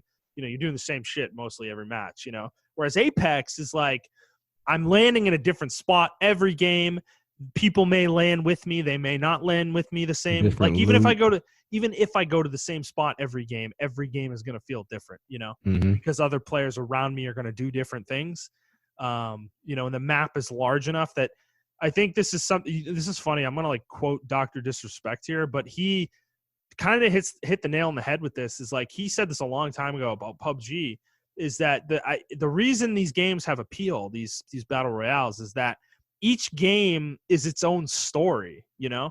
Yeah. And I've been recording my Apex gameplay and some, you know, we have wins in many of the things I've recorded. And I've gone back and kind of watched those wins and it's like, dude, when you look at it, it's like, it's fucking crazy. Like some of the wins are like, dude, it's literally like two people get knocked and then the third person's down to like half their HP and they're fucking fighting like two other people and they kill them, you know, and we like live by the skin of our teeth and we end up winning the game off that, you know? That's Yeah. fucking nuts, you know? Whereas like with like Call of Duty and like a hero, like an arena shooter, it's like those kind of things don't happen because the game is so like constant, you know? It's just like a constant like grind, it feels like almost like a treadmill to me. It's like there's not like winning Well, the game is the objective, but winning doesn't feel like fulfilling, you know, in that same way. yeah. I mean, I, so I was playing Halo 5 and I recorded some of my gameplay footage of it. And I really like the multiplayer in Halo 5. It reminds me of Halo 2 a lot. Um, then I started playing Halo 2, and I think even without the team chats and everything of that nature, it was to me. I know it's an arena shooter. That's kind of why I disagree with you as far as certain arena shooters like Halo. That game is so dynamic in the way it plays because you I can agree with you control. actually. Yeah, so you can control power points, power spawns and everything of that nature for power weapons, but it depends on the team skill. So you can go into that game on fucking lockout or whatever, the Halo 2 map. Like, okay, I'm about to take over a sniper tower. Someone else may have that same objective, or they may have something to counter that objective. Like it's so Halo is as far as like compared to like Call of Duty and Overwatch and stuff like that. I think even though the weapon spawns are the same, it's so dynamic in how you get to those weapon spawns and how you incorporate it because it's really dependent on the player's skill and knowledge of the map. Yeah. And you can go into it, even the most skilled MLG team can go into it with the basis of a plan, but someone else can have that same plan or a different plan to counter that plan. And it just turns into that's why that game to me, as far as watching like competitive, I remember Call of Duty was really competitive and Halo was really competitive. I used to always love watching Halo because it was just so you can see like somebody pop off and get 25 kills, and then the next game they just go 0 and 25. Like they just get no kills because it's so dynamic. Like how you say with MOBAs and Apex Legends and Battle Royales, those games are dynamic as far as like, yeah, that's a really good quote. Each game is a story because there's so many stories we can tell about PUBG. Even though that game was fucking shit, like each game was funny as hell, or not each game, but like a lot of games we just came out laughing. We didn't even care if we won. I think the thing that I want to key on with this too is about the story thing is and I think Halo is a good one to bring up as an arena shooter because I'm thinking of Halo 1. There are moments within BR, like Battle Royale games, there are moments that you can point to and be like, this is where the game turned for us, you know? This is the moment that this game turned into from a normal game into a game we could win, you know? Yeah. And that, like in Call of Duty, I I'm sure those moments exist when you're in the moment and playing it, but to me, it's like the game doesn't have that for me. There's no moments like that. It's like when you're playing deathmatch, you're literally just running into a kill field, and however many people you kill. You know, Yeah. it's like there's no big, like, I'm sure there's a big push, where the team's like trying to really win, but it's like I just don't think it's because there's so many people, right? It's hard to communicate between those people. But with Apex and BR, it's a 3 to 4 person squad most of the time, or duos potentially even, or even solos if you're playing by yourself, right? It's like you have a distinct strategy, you pick that strategy, and you kind of execute it. Whereas with arena shooters, like, there really isn't that unless you're playing with a pre-made, and Halo, I'm thinking about Halo 1, dude. Like, Halo 1 had those moments, those like big beats within a game. I'm thinking of like Capture the Flag specifically on like what was it called? What's the map on Halo 1 that fucking everybody loves? The one that has like the giant field with the two Blood Gulch. Blood Gulch, right? Yeah, there's like when you're playing Capture the Flag on Blood Gulch, each flag capture is a fucking huge moment because it's so fucking hard to get the damn flag across that map because it's so open and like insane, like, and that's why that game had appeal, though, because it was like a struggle, right? And I think BR has that same element of struggle to it. And even with deathmatch in Halo, it still had that struggle because, like you're saying, right, the way that game is made, like, weapon spawns were static for the most part in most of the games. So you had a strategy, right? You were like, I'm going here and I'm going to get the fucking rocket launcher. I'm going here, I'm getting the sniper rifle, right? Like, you had a strategy, and it's like, if that works and you win, it's so satisfying. Whereas in Call of Duty, you just drop with a loadout and you run until you kill as many people as you can until you die. Exactly. Yeah. It's like there's nothing like engaging about that to me. And this is why Overwatch kind of fails too, is that, like, it's there are no weapon spawns in that game. You literally pick your character, and that character has a weapon, and it's a static weapon, and that's it. That's what that character has, is that specific loadout, and that's it. That's what I think Blizzard kind of, missed on a little bit. And this is why Apex is so good, because they have that Overwatch quality with the different characters, but you do not have a set loadout in what your weapons are. So you still have that choice as a player what you use. And you can say too, because I know people are going to say like, well, MOBAs are saying you have a hero and they have a set loadout of abilities. But the thing about MOBAs, especially Dota and League of Legends, it's your item choice. Like, someone can come and build something totally random. Well, the order you build your items too, even if you're buying the same items. Exactly. Like, I remember I played against someone who was playing a fucking AP Warwick, and he has a passive that makes his magic damage, his ability damage or magic damage boost up, but no one uses it, right? Because it's like a passive, like it's a very minor passive, but it is scalable with AP weapons. And he was just blowing people up.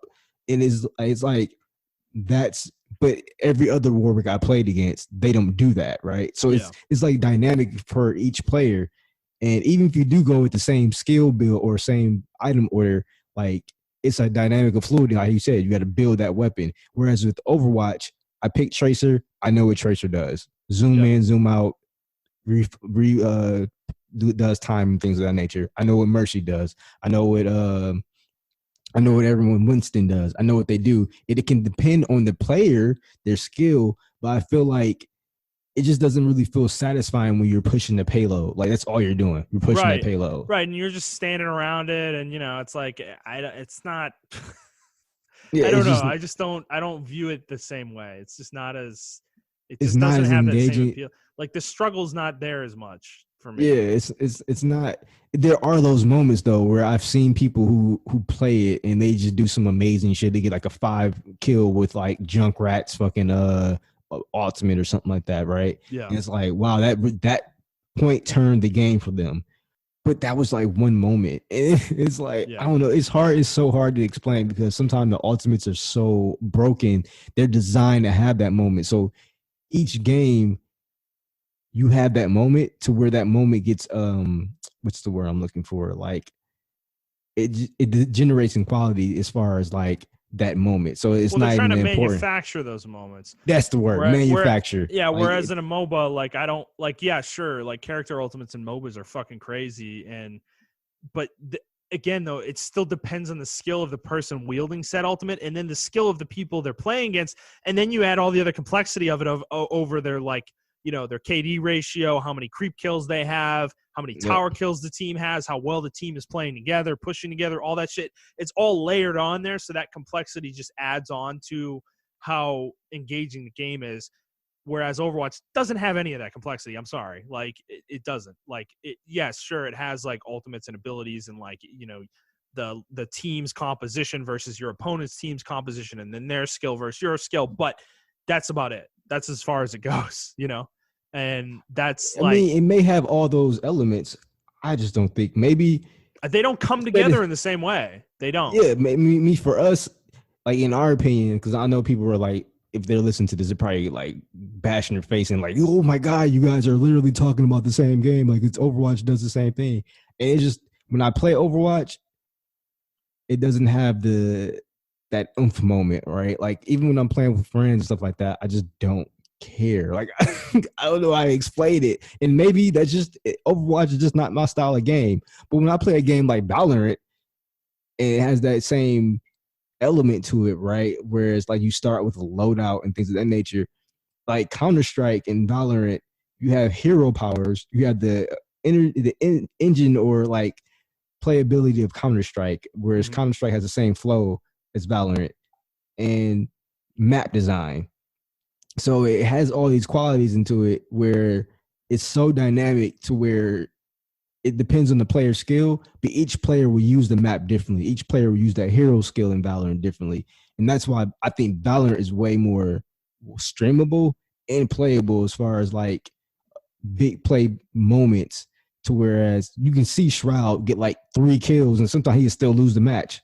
Like he's just really good with the sniper rifle, but he'll still lose the match or something of that nature. Whereas with like Overwatch, I don't know what it is about Overwatch. It's just not fun to watch. I don't know. It's weird to explain, but it is. It's just not really too fun to watch. Whereas with like MOBAs, even if I watch Dota sometime and I don't know what the fuck is going on sometimes. I know the main objectives, but I don't know what the fuck is going on. That shit looks fun as fuck. Dude, like it's just Dota fun to watch. Is so fun to watch. It's actually really crazy how fun to watch it is because it's like so complex. It's nuts. But Overwatch just doesn't have that complexity, and I'm sure fans of the game would disagree. But I'm gonna point to the fact that the game is like dying. That Blizzard has to announce an Overwatch 2 just to save the fucking IP. That indicates to me that the game is not very healthy and probably means the game is not as engaging as people originally thought it would be. And Dota and League even more so, they've been here for a fucking while, dude. Dota's been here since 2012 and it's not going anywhere. And League has been here since 2009. It's not going anywhere. Like it's crazy how much staying power those games have because they are so dynamic, and I think that dynamic stuff is also true of BR.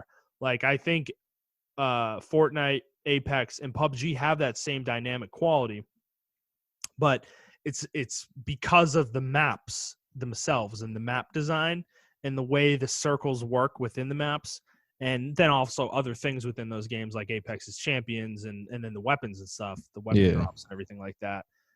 That give you that dynamic quality. So I don't know. I think for shooters, I just think BR is just like tailor-made for my tastes, I never liked arena shooters. Like Halo is the only arena shooter that I think I've ever actually enjoyed playing, and even that in comparison to Apex, like it's not really close. Like I like Apex way more, it's just way more my style because there's an objective to it where my decisions can matter so fucking much. Whereas I feel like in Overwatch and Call of Duty, my individual decisions in those games are fucking irrelevant. It's literally how well I shoot at other people and how well I am doing killing people. Like I can try to flank, but I'm probably not going to kill many motherfuckers in Overwatch if I flank by myself, Yeah. It's like I need other people to come with me, and doing that with randos is impossible. So it's Well, you look at a game like Rainbow Six Siege that has loadouts, but what makes it so dynamic is the map. You can explode almost any wall or anything of that nature. So you have different angles. Oh, and I think Rainbow Siege has heroes too that do certain It things. does. They're called operators. Operators. So you have operators that do certain things, and it's really dynamic in that way because they can breach a certain wall, maybe another operator can't breach or something of that nature. And it's Or just, well, there's certain operators that can put up walls, like oh yeah, there you go. they can like build walls. So And they yeah, can change the it's dynamic of the map. So it's which I just think is like, why that game is as popular as it is because it has that same dynamic quality, you know. So I don't know. All right, we've been talking about games we're playing for an hour and a half. shit, you want to call it right now? No, man, let's move into the news. All right. I think I'm gonna cut some stories out though, if that's okay Yeah. with you. Yeah, that's cool. That's cool. All right, I'm gonna cut this first one. We're gonna move on to the second one. Call of Duty.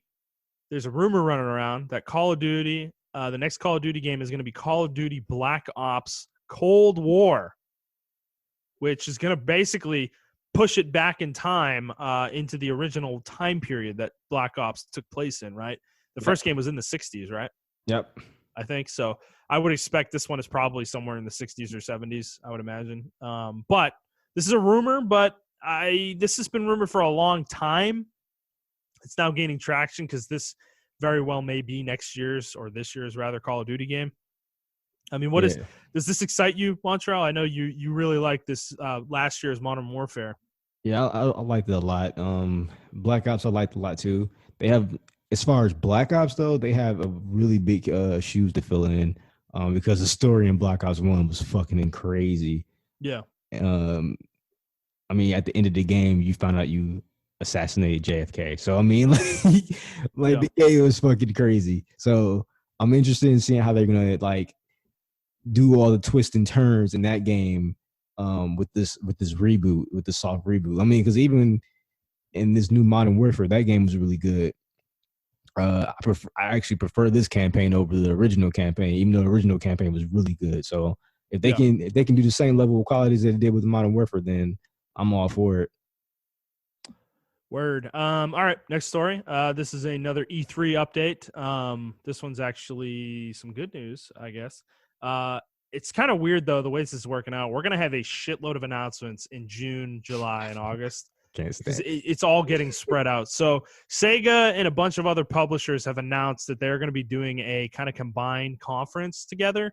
They're calling it New Game Plus Expo, and it's going to what they're calling it. So this is from one of the people putting this together. His name is Adam Johnson. Quote, New Game Plus Expo is a grassroots coalition of publishers and developers organizing together for the first time. We hope fans have fun as we take a look at the combined upcoming lineup of games for 2020 and beyond. And this is a pretty long list of companies, so I'm going to go through it here real quick. One called Actil. I'm not sure who they are, but Axis Games, Arc System Works, America, Gung Ho America, Idea Factory International, Ini Creates, Koei Tecmo America, Natsumi Inc., NIS America, Playism, Sega of America, SNK Corporation, Spike Chunsoft, and WayForward. Many of those are actually fairly well-known publishers at this point. Which this is actually a fairly interesting list, kind of eclectic in my opinion. Any Creates being on there is really interesting because they are the ones who made Gunvolt, which we were talking about earlier, and they've made quite a number of 2D platformers in the past. So I'm not sure what they're going to announce here. Niche publishers on here, like they have niche titles, you know. NIS Atlas is on here as well, which they're under Sega, but yeah, and I mean Arc System Works. There's a lot of interesting ones on here. I'm definitely going to check this out. I don't know if any of the games will interest me, but I'm just almost intrigued just to watch it, just to see kind of what the structure is of it, because there's so many companies involved. Like it could be a shit show, kind of like the PC Games Show and at normal E3. Like it's just so many companies kind of throwing their shit together, but no one's actually leading it. That it's like, kind of just a thrown together mess. So it could be like that. I don't know. It could be cool though. But it's happening on June 23rd, it's going to be 8 a.m. Pacific time on June 23rd, which is really early. But yeah, I mean, these are kind of happening all over the place now. This one is like a week or two after the ones that would be or that are happening. What would have been E3 week, and then there's ones that are happening early July, I think. And I think Nintendo is rumored to be doing one in August. So, and we don't know when Sony's doing theirs for like the PS5 reveal. It's like this shit.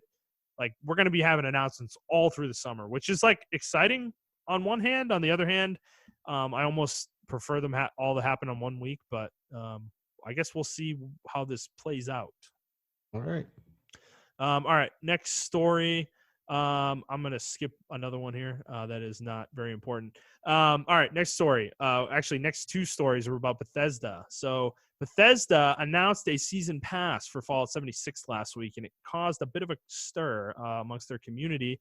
And the wording of it made it sound like people were going to have to pay for it. However, Bethesda came out and clarified. So, quote, to clarify, our seasons in Fallout 76 are going to be free for all our players. We may add extra Fallout First bonus rewards in the future, but want to focus on getting Season 1 in-game first and seeing your thoughts. Sorry for the confusion on this. End quote. This was 6 days after the initial announcement, which seems questionable given how much of a furor this kind of spun up on the internet. But you specifically wanted to talk about this. What are your thoughts in relation to this about Bethesda? Well, I mean, who's still playing this game at this point? I understand it has like over 15,000 concurrent players on Steam. At this point, I can't even blame Bethesda anymore. I can't blame none of these publishers or companies for the way they're releasing these games because we're going to still support them. Like, why are we still supporting this game? This game's launch was absolutely terrible. Like, I think this is worse than Anthem. And and then the Fallout First thing and private servers paying $100 a year for that and more storage. You're paying $100.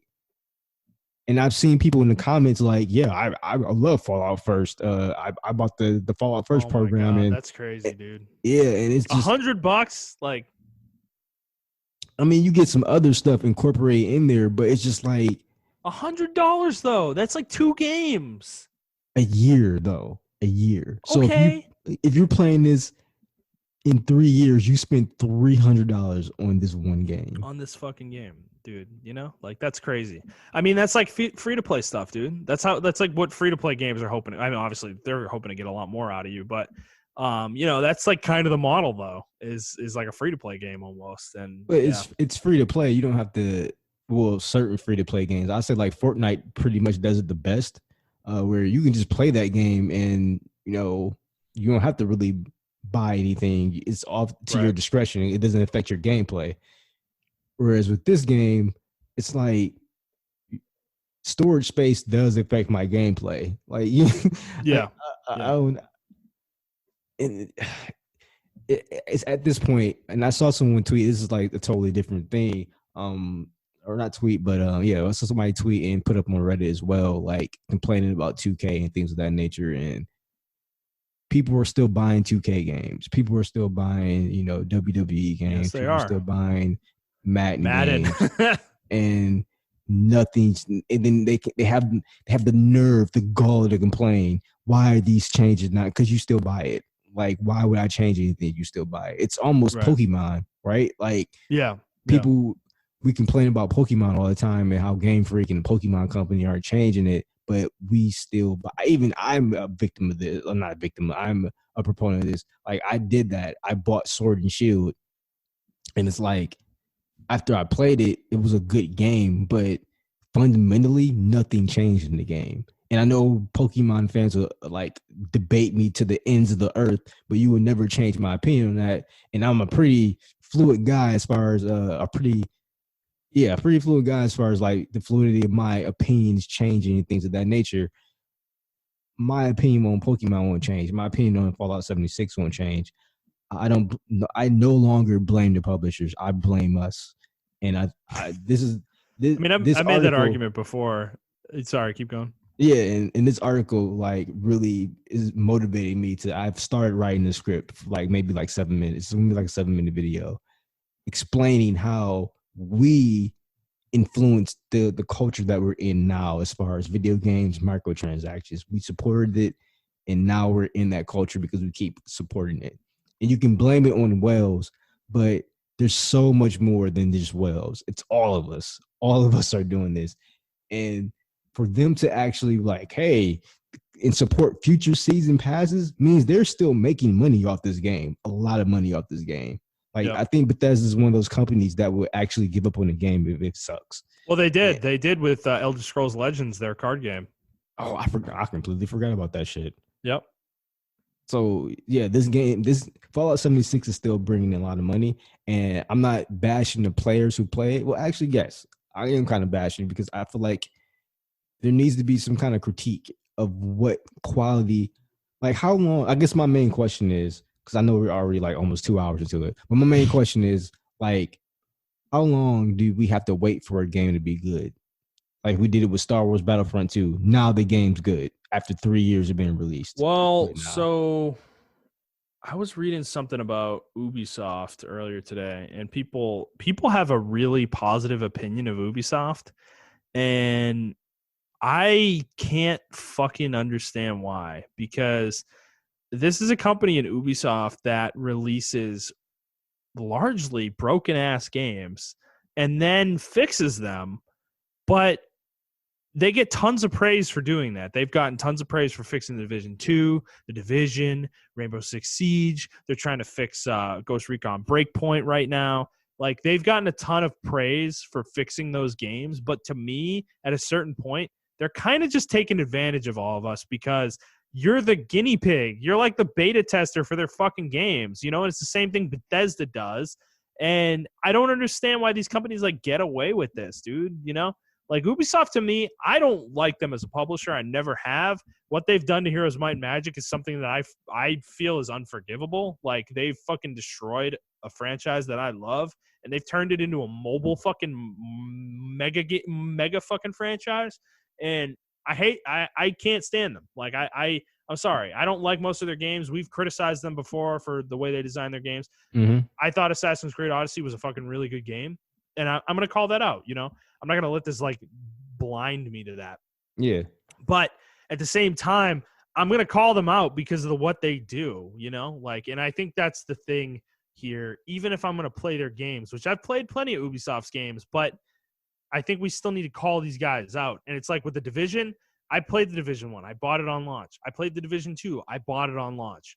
And frankly, I regret We've been that. Screwed. Yeah. Yeah, I regret that. Over. The Division 3, whenever that comes out, I'm not buying that game. I'm done. I'm done with this shit. I'm done with it. I'm not doing it anymore because they aren't going to make a game I like. And the game's probably going to be broken on launch, you know, and it's going to have some issue on launch that's going to ruin the game for me. And I'm not doing it. I'm not doing it.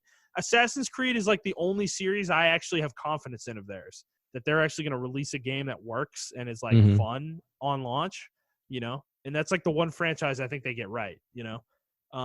And otherwise I'm kind of done with their multiplayer games. Like, I'm not falling for their traps anymore. Like, I don't like Watch Dogs Legion, I think is such a red flag game for me because it sounds so ambitious.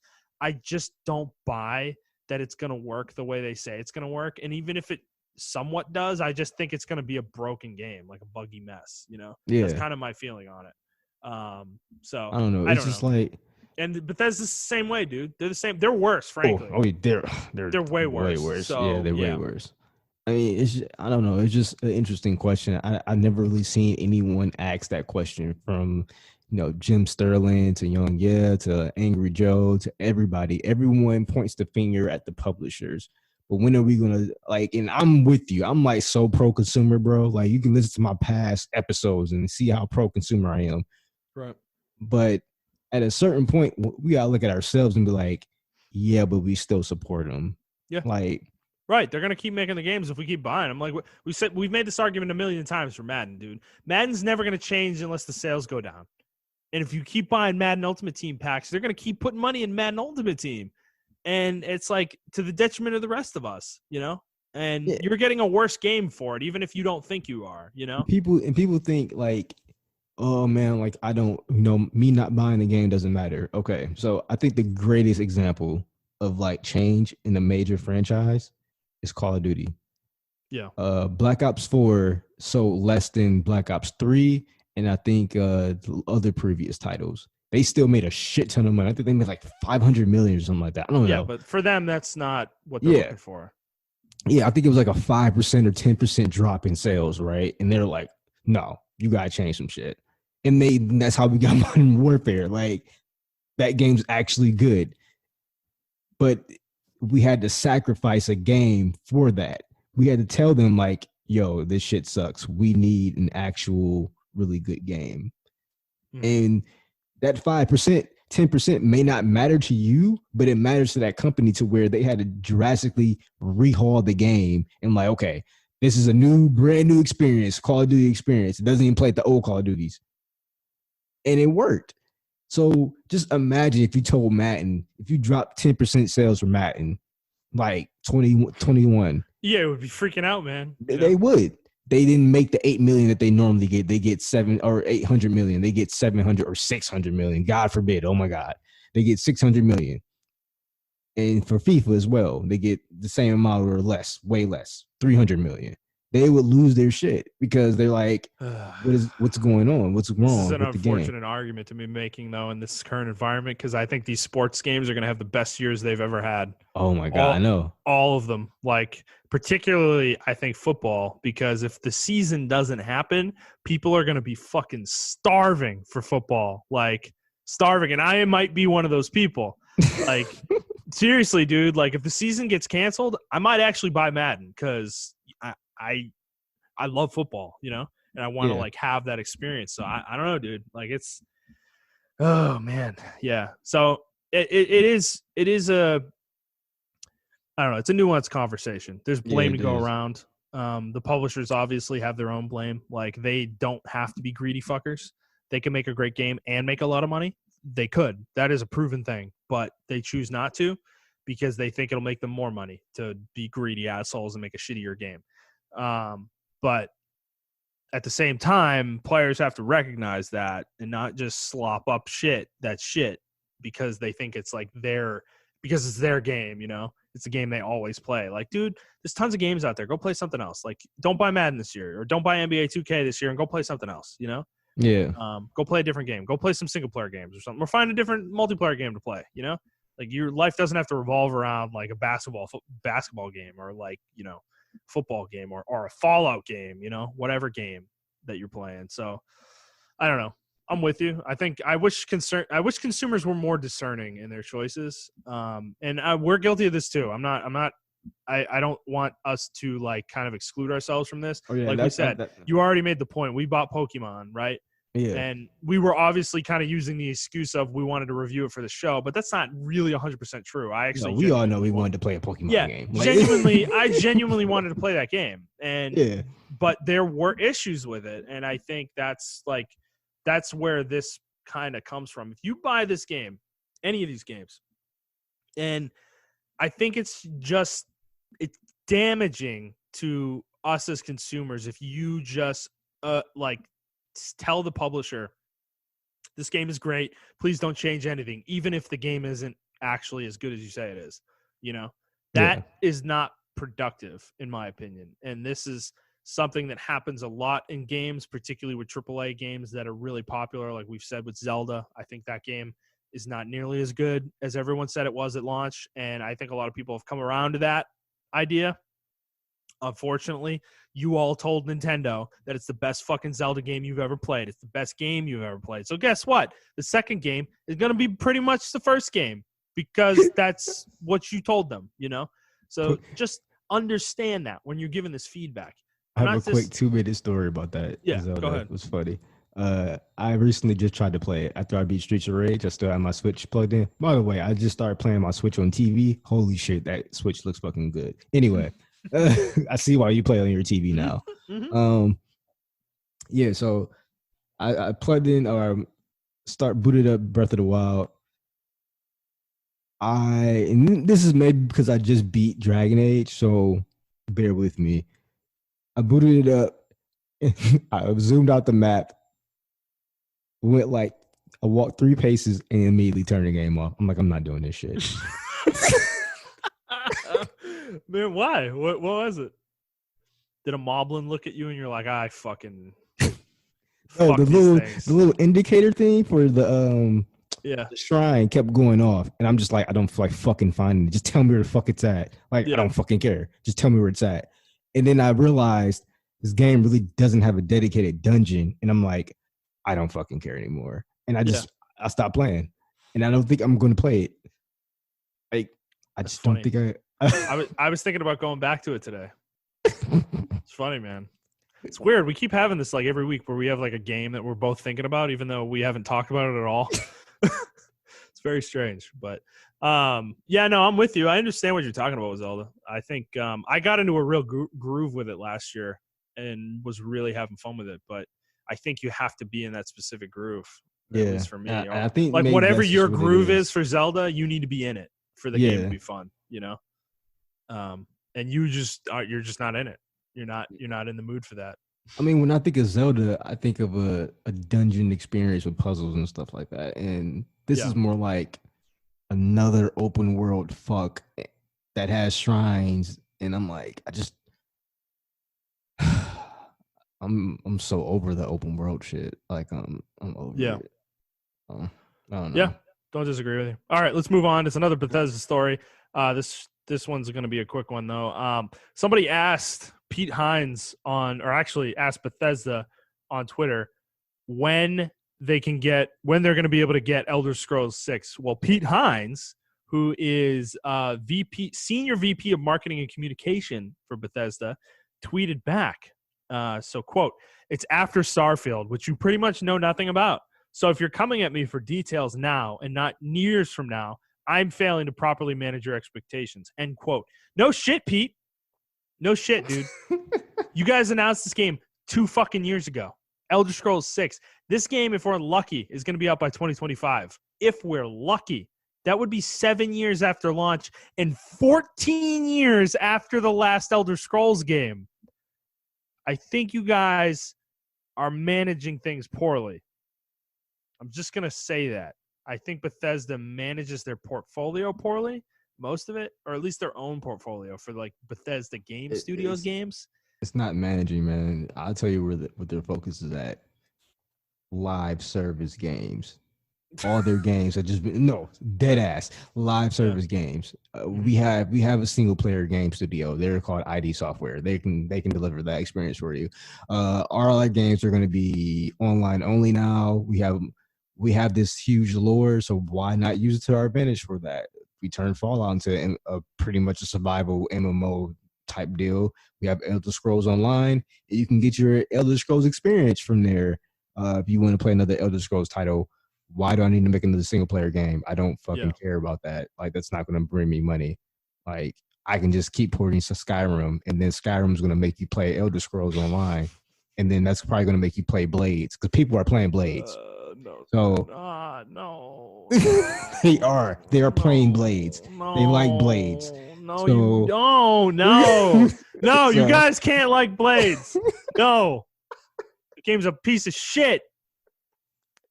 So why would I make? I'm from a logical standpoint, as a business, as a company, why the fuck would I make an Elder Scrolls 6? But Montrell, No. They announced this game, and they already announced Starfield. These are single player games. They're making these games.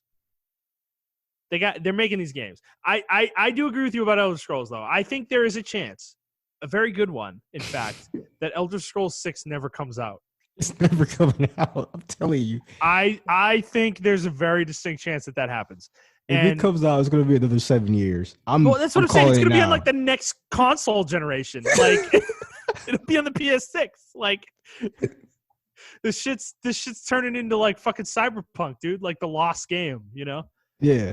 I mean, this game's already in development hell because they had decided to announce it before they even announced the game that's going to come out 4 years after they announced it. Like, what is the plan? What was the plan 2 years ago with E3? Like, why even have a conference if this is what you're going to do to yourself? Like, did they not realize that they're going to get these questions for fucking years? And what have they done to Starfield? No one cares about this fucking game. No one cares about this game. I forgot about that game too. You just mentioned it just now. Right. Right. Do people even remember this game's coming out? No one cares about Starfield because they announced Elder Scrolls 6. People just want Elder Scrolls 6. Like, dude, they've killed their own game before it even was announced. Like, I don't get it. But that's this fucking they don't make any sense to me. They're stupid, they're greedy. Frankly, I think their games are shit for the most part. Like, it is the only thing they have that is like remotely like good. You know, what they're doing with Doom looks fucking awesome, you know? Yeah. And everything else, like, I just don't understand what Bethesda's doing. Like, they're a shitty publisher, like literally a shitty publisher.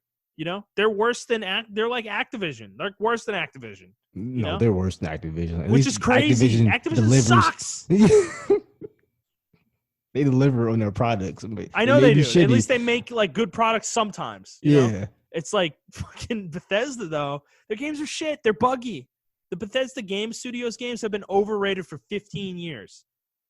Like and that's my frank opinion. Like that's a hot take right there. I don't give a fuck. Okay. Like they've all been overhyped. Fallout 4. Oh yeah, that was a disaster. What a and you know what? I will say overhype that I game was a part of that hype culture. I can't, dude. When that game got announced at E3 that year, I knew this game was never gonna live up to the fucking expectations the fan base was putting on it, because instantaneously, the second it was announced, that trailer was shown, people were saying this is gonna be the greatest game we've ever played, that we've ever seen. People were putting those expectations on it before we saw gameplay.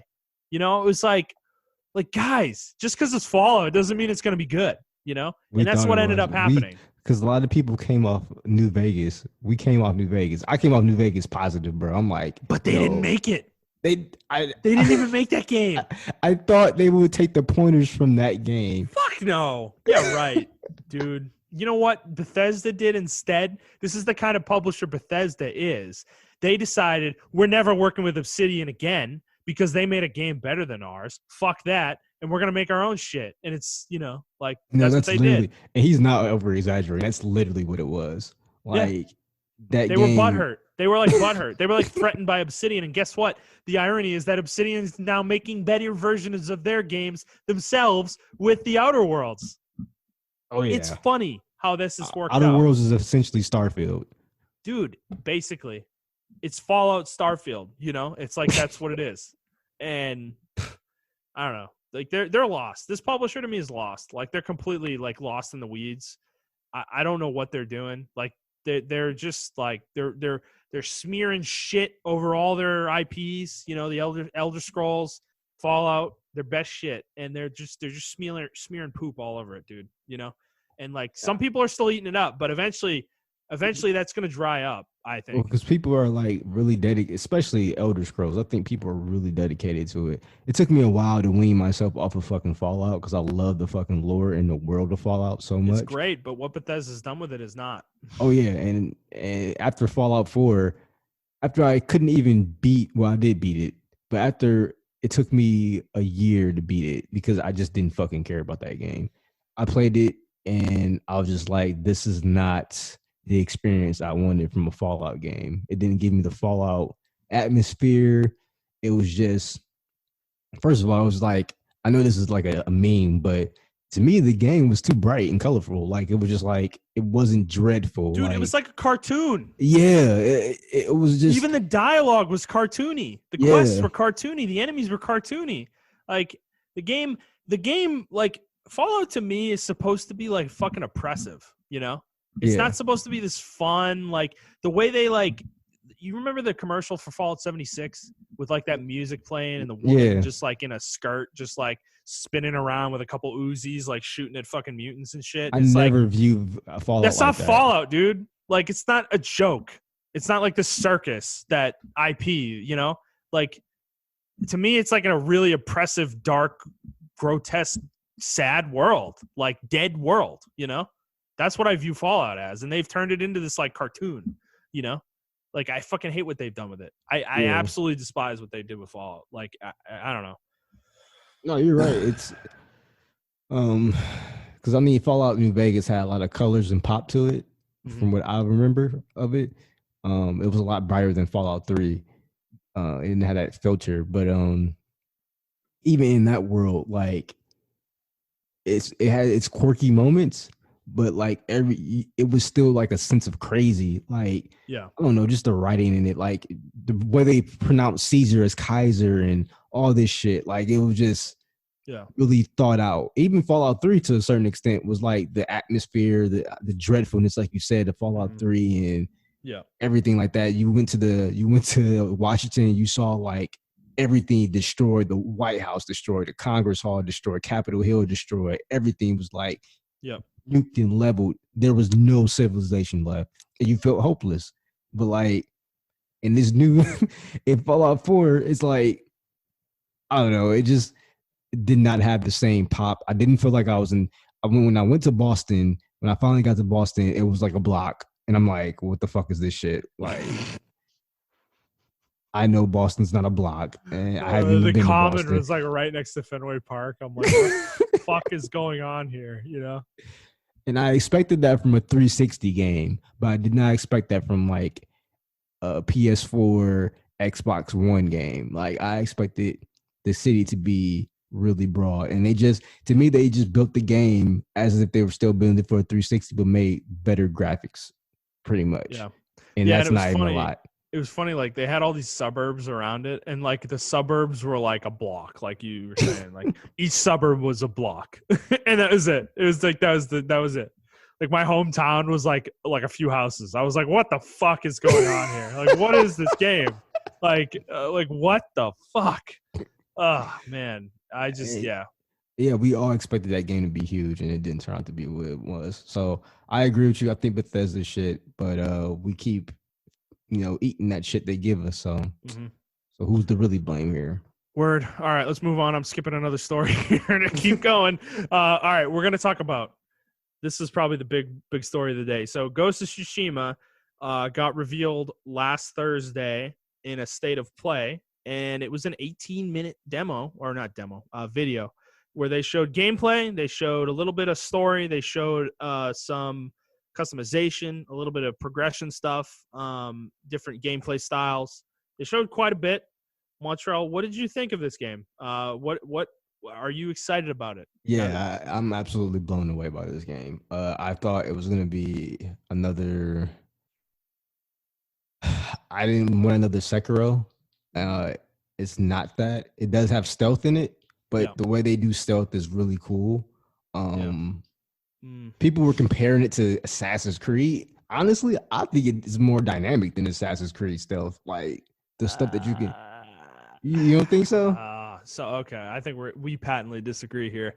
I'm really meh on what I saw of this game. Really? To be honest, the stealth to me looked like what I remember Horizon stealth being, and honestly, Assassin's Creed has the same problem too, where like he was stealthing and like walking directly in front of an enemy that was like in front of him, and the enemy doesn't see him, and it's like you see that little bar like coming up that's like slowly filling, like the guy's like, oh, there's like a shape over there. What is that? And then all of a sudden it's like, oh God, it's a person. Like, no, dude, it was a person the whole time. You're a fucking idiot. Like, he's a guy right in front of you, like about to murder your fucking guard mate. You know, it's like it just felt like that bad stealth. That's what it looked like to me. And I don't know. I mean, I probably need to play the game to really understand it, but I'm not shaking that. I haven't shaken that feeling since I saw it. Now, I'm not saying that's going to make the game bad. Because what they did say is because this video really heavily implied that the two styles you were going to turn into the ghost over the course of the game.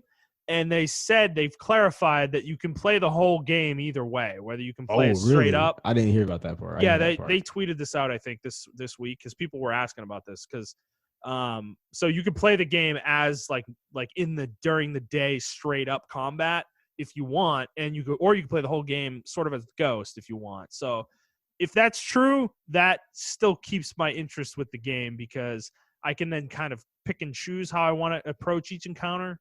You know? And if I decide that I don't like the stealth in the game, I can just not use it, you know? So that is an interesting thing for me. The rest of it, I'm just like kind of like, you're right about the Assassin's Creed thing. I like we were like worried this game was going to be a Sekiro clone, and now I'm like, they made an Assassin's Creed clone. Like, that's what it looks like. It's like, I mean, it looks a little bit more engaging from a combat standpoint than what I think Assassin's Creed has, because it looks like it's a lot more timing based in terms of like when you block, when you attack, and stuff like that. It also has stances, which, you know, it's kind of out of Neo a little bit, but it depends on how those stances really impact gameplay, if they even matter ultimately. But yeah, what else did you think, I guess, about the combat at least? Well, I like the the stealth combat was kind of like, man, I really did like the samurai combat. I thought this so I saw a take on it, whereas people were like, it wasn't really reinventing the wheel. Mm-hmm. But my take on that is, you don't have to reinvent the wheel all the time. You can do that wheel you can make a really fucking quality wheel, and that will still be good. I think we've been long overdue for like a samurai type game. Like, I know we got Neo. That's not really a samurai. It's not what I'm thinking about either. This game looks a lot more like what I think a samurai game should be, because the daytime segment was like slow. It was very like precise, you know. He had to specifically block every attack, you know, and like pick his time to swing, you know. It was like, whereas in Neo, it's like it's an action game. It's a fast action game. Exactly. Neo doesn't play like that, you know. You can be like hyper fucking aggressive, you know, and never block, you know. Where I don't think that's gonna be a thing in this game. Like, you're gonna have to block and shit. So and the same with like Sekiro. Sekiro was like a hybrid, you know, samurai ninja clone. But it was really fast paced. It was still fast paced. Whereas this game, like you said, is really methodical, is really precise with its combat. And that's what I want from a samurai game. Because I actually, like, I'm one of those people that did watch old school samurai movies, like in the 60s and stuff, that were like black and white and shit like that. And they're like actually really fucking good. But the simple fact that you can put that filter on and play the game like that is cool, dude. Yeah. I also really like that they have the Japanese dub over, even though I'll be playing in English dub. But I really do appreciate that they took the time to actually do that. Because they didn't have to do that shit. You know what I'm saying? Like, they didn't have to put the Japanese dub on it. Yeah, because they're an American company. I mean, they definitely didn't need to do that. I will say one more note on the gameplay. I'm kind of a little worried too about hitboxes. I'm not sure. The hitboxes didn't look like super precise from the gameplay. So I'm a little concerned about that, but it may not matter ultimately. I don't know. What did you think about the like open world and the exploration stuff? So tired of open world. I thought I really want to be level based or a linear. Hopefully it's like a open linear thing that God of War does. I don't think so, dude. They tweeted out something on this today that what they showed us of the map was a small portion of the starting area.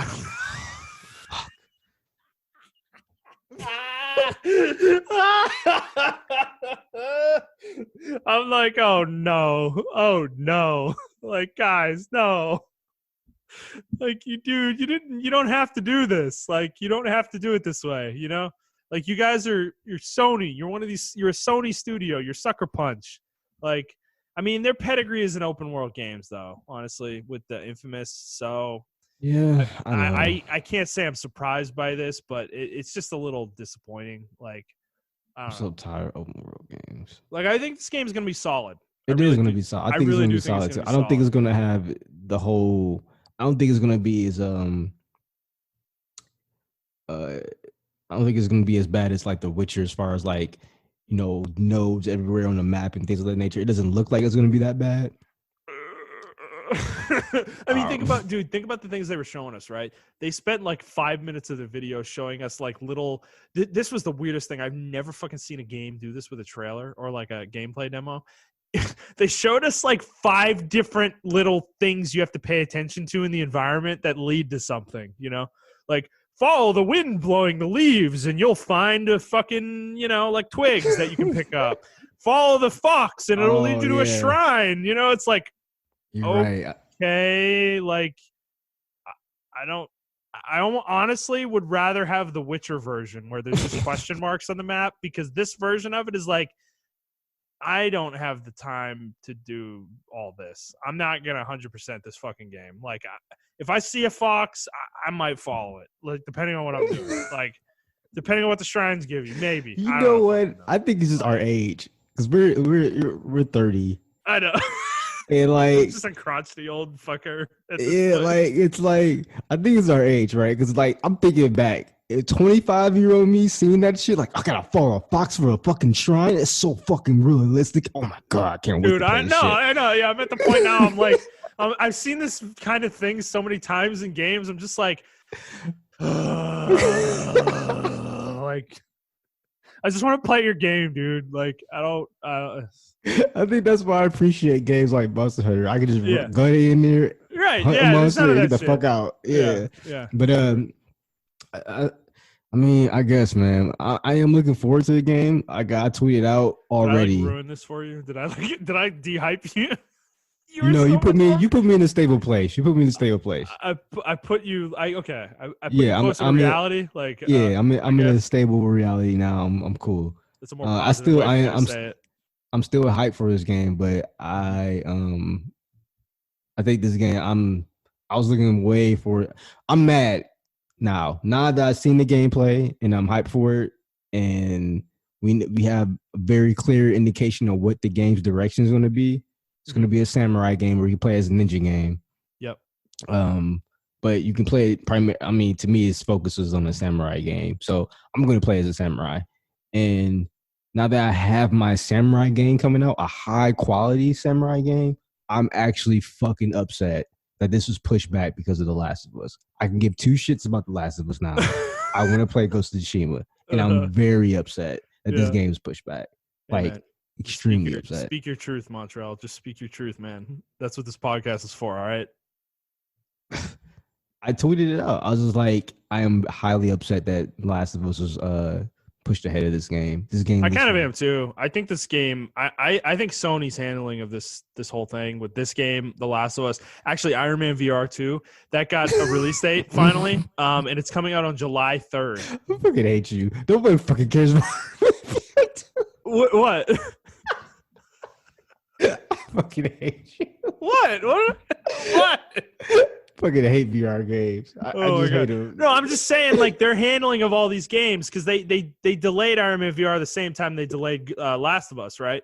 Yeah. And that game took like an extra week for them to announce the release date, and it's between both of these games on July 3rd. Like, could you fucking want that game to sell less by releasing it at the time you're releasing it? Just push it to August. Nothing's no one's coming out buy in that August. game on July 3rd. Like, who the fuck is buying Iron Man VR 2 weeks after The Last of Us 2 came out? The day before Independence Day. Yeah, the day before July 4th. Like, who is doing that? I like, God damn it, Sony. And then the Ghost of Tsushima, you fucked it the first time by putting it a month after The Last of Us, and then you had a chance to rectify this, and you fuck it again by doing it the same thing. Put it in August. Or release this one first. Like, I think they should release this game first. I do too, because, dude, what's going to happen is The Last of Us could have been the perfect cherry on top to end the generation for everybody, right? For all the Sony fanboys, because everyone's, except for you, everyone's excited about that game, you know?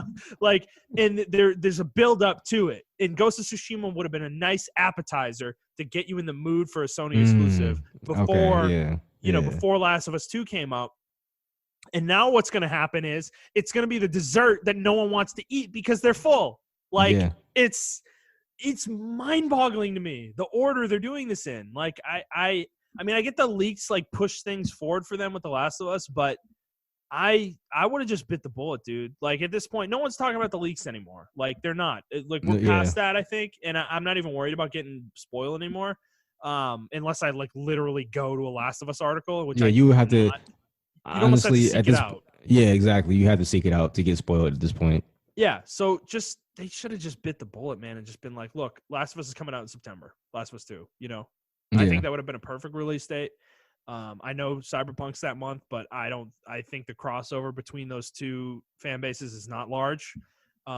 frankly. And I think Last of Us 2 would have sold regardless. And frankly, you could have avoided Cyberpunk in September. Put it at the beginning of the month or the end of the month, whichever one you think is better. So I don't know. I think this game is going to be solid. I just think Sony's doing a disservice to it, and it's not. And it's just so strange. It's just so strange that they took them this long to actually show this game. It just really says to me, like, this combined with the release date stuff, like, makes me feel like they don't believe in this game. And I'm sad about that, because I don't necessarily think there's a reason for them not to believe in it. Like, it's not going to be gangbusters. Like, it's not going to sell like Assassin's Creed, but I think this could be a solid game for them, Like, I think it could be one of their better exclusives in terms of sales. So, I don't know. I'm with you. I think this game's absolutely hyped. I think people are really I think the sales are gonna surprise them. Honestly, I don't think it's gonna do better than The Last of Us, but it's gonna. No. I think it's gonna get damn near close. I don't. To sales as far as being up there. But if the leaks hadn't happened, The Last of Us 2 would have been the best-selling exclusive on PS4. Oh yeah, hands down. I think with the leaks, that's debatable now. But I still think it's possible that it's going to be the best-selling exclusive. Ghost of Tsushima, I would be surprised if Ghost of Tsushima sells 10 million. Like, even I'd be surprised. I'd be surprised if it sells 6 or 7 million. Like, I think this is a game that's probably going to be in the 4 to 5 million range. Yeah, that's what I was thinking. I was thinking about 4.5 or 5.5 million, maybe. Yeah, right. Where Last of Us, like, if it was the best exclusive, it means it sold more than Uncharted 4, which sold 16 million copies. So. Yeah. So I don't think these games are remotely close in terms of sales, but the leaks may change that. Who knows? If the reception to the game is poor too from the fan base, it could affect sales as well. With whatever controversy is going to come out with that game. So that's the reason why I think they should have released Ghost of Tsushima first, because you may turn off people from buying Ghost of Tsushima, in my opinion. Oh yeah, that's fair. Yeah. They're not handling it well. All right, let's move on to our final news story. Epic unveiled Unreal Engine 5 with a PS5 demo last week. And this demo was about a 10-minute little thing where they kind of showed some features of Unreal Engine 5. They also showed a short, little gameplay segment. Of course, it was a third-person action game that looked like Uncharted. But it, honestly, this looked phenomenal. I'd recommend going and watching the video. It looked absolutely stunning in terms of realism. I think the character model looked really out of place, though, compared to the environments, which was interesting. The character model just did not seem to have the same level of quality as the environments did. But what did you think of this demo? Like you said, it looks absolutely breathtaking. I can't wait to see what other people can do with this engine, especially in stylized games that really don't require heavy graphics, like all the stuff they might use that power for. Like Kingdom Hearts 4. Shut the fuck up. Gore, Sora, we look so good. So I'm really excited for it. When I'm not, an unexpected event happened with this goddamn demo, though, which I kind of wish this demo never happened. Yeah. Is the console wars came back, and I mean, we were doing so good. We were doing so good. Man, they hadn't died, man. I mean, we're getting closer to the release of the consoles, dude. Like, it's going to get heated, bro. Like 2015 to 2017 was just pure bliss. Excellence. Yeah, I mean, we were all. Well, it was because Xbox was irrelevant, though. Yeah, that's true. That's true. The fact that Xbox is threatening these fanboys is making them like a hornet's nest, Every time something happens that they can lord over the Xbox, they come out in droves and they do it, because this was specifically marketed as a PS5 demo, but Epic came out and was like, yeah, Xbox can run this too. PC can also run this. It's not exclusive to PS5. And the PS5 fanboys were like, oh my God, oh, Xbox is so dead. I can't, wow, this looks amazing. It's like, dude, this is next gen, period. This is what it's going to look like. Yeah, you know what? I've watched some YouTube videos of not the standard popular people, but other popular people who have a niche following, who may have they may have 100,000 subscribers, but you probably never heard of them or whatever. And I've never heard of them. but they have a lot of subscribers and they get a lot of views. But like the shit they were just saying is people. I don't like to use this word uneducated. People are really, uneducated about what a tech demo is. And I don't mean that in the way of like, I'm an elitist. Like, I'm saying people really don't understand what the tech demo is. And people are like, oh man, this tech demo is exclusive to PS5. And it's like, no. That's not what they said. It's not. That's not what they said. And they're like, well, Sony and Epic worked hard with each other to make the Unreal Engine 5 from the ground up so it could look like this. That's why they chose the PS5 because it's obviously the best hardware for them to showcase their stuff on. That's not how the engine works, bro. It's Unreal is a platform agnostic engine. It's not just on PlayStation, buddy. The hoops that people have been doing to just justify why this was shown and not on Xbox. It wasn't shown on Xbox's platform. It wasn't shown on the PC platform, or whatever the case may be. I had a moment to where I had to mute Sony for about a week because I was just done with the fan base. Like, I've never done that to Nintendo fans. I've never done that to Xbox fans. PC fans were getting up there, but I still haven't done it with them. But Sony fans were ravenous, and honestly, I may have seen this in the 360 with the Xbox fans. I think it was that it's that bad. It's Xbox 360's fans bad. Because I don't think companies. I know companies do. I know why they do it because it generates hype and it generates money and revenue and things of that nature. But this was just so bad. Even like Kotaku was writing articles like, here's why it wasn't shown on Xbox, or they did some clickbaity article where it was like pretty much is like, it's not going to be on Xbox or whatever, or why it wasn't shown on the Xbox and something like that, and why it was better on the PS5 that should be shown on that. And it's just like, why are y'all engaging in this? Like, you're supposed to be the mediators between this shit, and like no one's mediating it, and it's really annoying. Yeah. Well, another thing too with this is another thing about people being uneducated about demos like this, like tech demos. This is not how your games are going to look. Just going to tell you that right now. Like, yeah, sure, this looks fucking great, but guess what? It's a specifically curated 9 minutes of gameplay that is not actually a game. First of all. And well, they came out and said that this is not pre-rendered. This is like live gameplay footage. Yeah, understood. But a game running with all this, like this level of quality, is going to take way more resources than just what this demo probably took.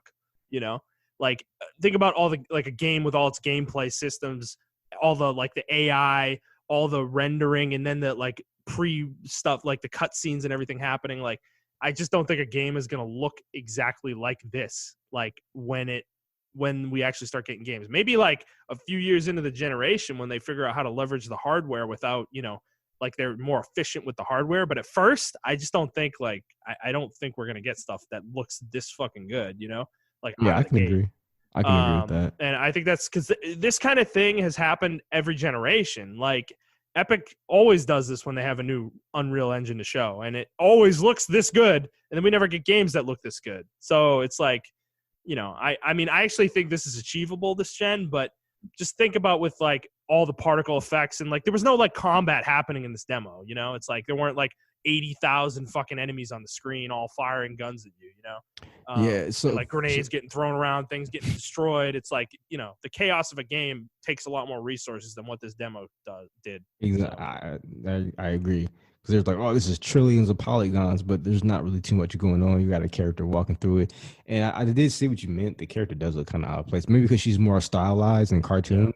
She looking. Is definitely. But for anyone wanting to know why we aren't particularly excited about tech demos, because we've been playing video games for years. Like I said, we're fucking 30, so we've been around this world before.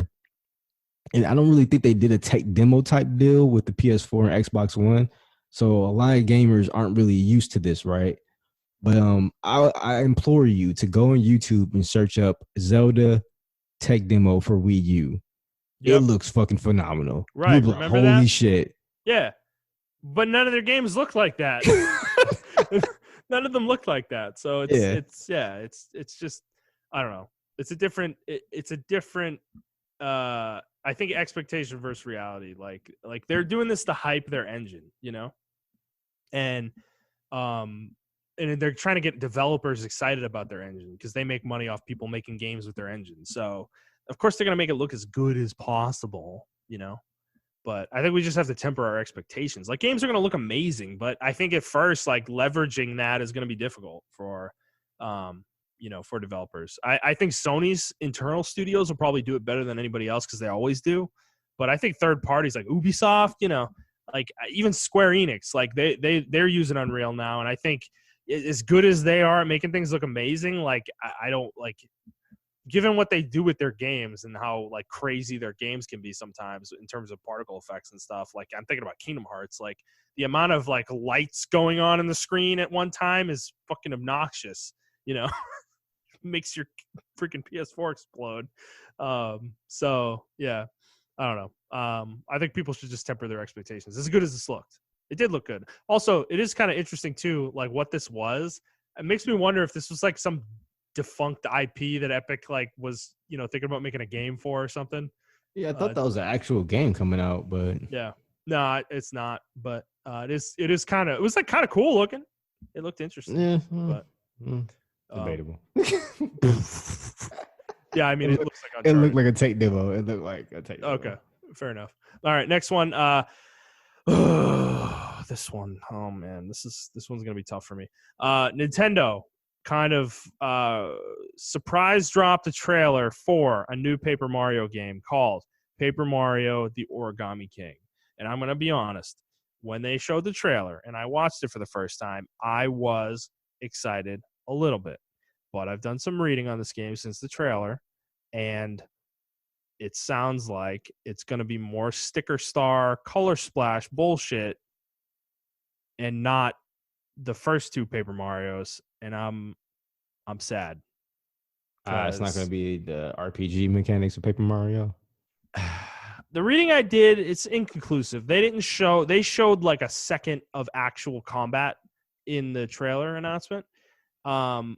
The reading I did kind of indicated that it's going to be somewhat of a hybrid between the old games and the newer games. And I don't want to like just say that sounds bad, without playing the game and actually seeing the gameplay like more in depth, but it definitely hurt my excitement for the game. I will say the platforming, like running around in the game, looked really cool. So I don't know. It kind of got me nostalgic for like Paper Mario, dude, because those games were really fun. The first two, because they had like fun combat, but they also had like really good exploration and puzzles and platforming in those games. So yeah, I don't know. I mean, it's coming July 17th, so it's actually really soon. It's only 2 months from now. So, if you're into Paper Mario, I guess look forward to that. But I would probably recommend reading reviews and watching some gameplay demos before purchasing it, because Sticker Star or whatever the fuck it was, I forget the sticker one wasn't good. So yeah, I mean, I know Paper Mario has like a cult following, a very niche fan base. I never really got into the Paper Marios at all. Actually, I never played Paper Mario. Did you ever play Super Mario RPG on No. the Super NES? No. Okay. Well, it's an RPG, like a JRPG, like turn-based. Okay. But I would really recommend the first and second Paper Marios, dude. Particularly the first one. I think the first one, people like really laud the second one, which is 1,000-Year Door, which was on GameCube. People really put that one up on a pedestal. But I think the first Paper Mario is like just as good. It's so fucking good. I love the first Paper Mario. It's such a good game. So I'd recommend playing it if you can. I think you would like it, actually.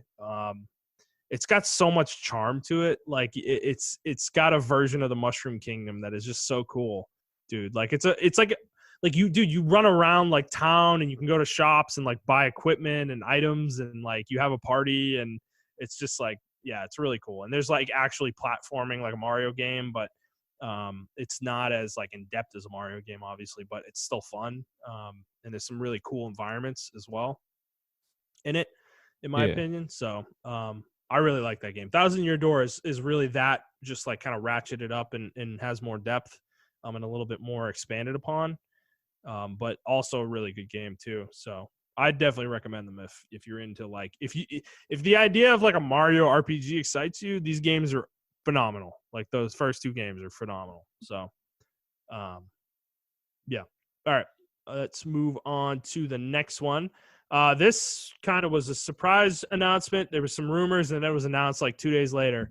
2K and Hangar 13, the developers of the Mafia series, have announced Mafia Trilogy, which is going to be a remake / remaster of the three games. So the first game, Mafia, is going to be getting a full-on remake from the ground up. New voice acting, new cutscenes, remade. Like, it's going to be a modern game. Mafias 2 and 3 are only getting Mafia 2 is getting an HD remaster. Mafia 3 is not getting a remaster really at all. They're basically just re-releasing the game because that is a game that came out this generation. Okay. And what is weird is the game's coming out on August 28th, but if you pre-order it now, you're going to get access to Mafia 2 and 3 immediately. Like, you can play them now. And you're going to get Mafia 1, the remake of Mafia 1, on the 28th of August when it comes out. So it's kind of a weird thing. But it's actually an interesting way to release the game, I guess. I think it's kind of cool that you get like 2/3 of the game early, even though the game's not coming out until August 28th, you know? Yeah. The full like collection. So I don't know. Have you ever played any of the Mafia games? I've actually never played any of the Mafia games. Me either. So we're going to move on to the next story. Neo 2. Montrell talked about it extensively. It's a game that has fallen into my backlog, sadly. But Koei Tecmo and Team Ninja have announced their DLC plans for this game, and there's going to be three major DLCs, which the first one is going to be coming out on July 30th, called Tengu's Disciple. And then there's going to be two more after that. They have unknown release dates. I would wager sometime in the winter. And then the other one's probably going to come out spring / summer next year. That would be my guess. These DLCs, they said, are going to have new storylines, yokai, bosses, weapons, guardian spirits, and endgame content, plus more. That's a lot of shit. 3 of them is a lot. Adding more weapons, like committing to that, to me is crazy, because the game already has like fucking 9 weapons in it, doesn't it? Like 9 different weapon types. I think it's more. No, yeah, it's 9. It's 9. They seem almost committed to like one-upping Monster Hunter. That's what it feels like. Like, I think that's their competition. Like, dude, they want to get up to like 15. You know, like. I think that's what they're trying to do. I wouldn't be surprised if the next Neo plays a little bit like Monster Hunter. I think they're trying to push that boundary. Because I already get that sense of like farming when I was playing Neo 2. I had to farm for certain stuff, like kill certain monsters and stuff, right? Yeah, exactly. For certain drops. Yep. And to build my certain armor that I wanted to build and everything of that nature. So yeah. Well, the DLC for the sorry, go ahead. Go ahead. The DLC for the first game was really high quality. I felt like, well, worth the money for sure. And I would expect similar stuff here. So, all right, next story, final one. Phantasy Star Online 2, which Montreal talked about a few weeks ago. He was playing it on Xbox. The release date has been announced for PC. It's coming on May 27th, which is next week. So if you would like to play this game on PC, you will be able to do it very soon. I recommend it. What'd you say? I recommend playing it on PC. You do you recommend playing it on PC. I might actually download it and screw around with it. Just to see kind of how the translation is and if the game's any different from how I remember. I don't think it is, though. But, yeah. This game's still about 8 years too late, in my opinion. Yep. This is definitely a 2012 game. Definitely. All right. Well, I think that's it for us. We have been going for quite a while, so we're going to call the show there. So if you like this episode, please like the episode, review the episode, and subscribe to the show on whatever feed you're listening to it on. Please share it with your friends. If you're listening on YouTube, please subscribe to the channel, hit the bell thing so you can see when we post new episodes, and, comment on the videos, man. Like the videos, interact with us, man. We would love to see that. If you'd like to talk to either of us on Twitter, you can do so at iTrap for the Hokage 4 Montrell. That is the number 4, not the word. I am at Thundernut01. The show is at The Player's Take. If you'd like to send us a question, you can do so on Twitter, or you can send us an email to theplayerstake01@gmail.com. And that is it. Next week, I'm not sure what we're going to be talking about. Who knows? Pre-E3 leaks for whatever is happening. Who knows? We'll see. We'll be hopefully not having an episode as long as this week's again. But we hope you enjoyed this one, and we will see you guys on the next one. All right? Bye, guys.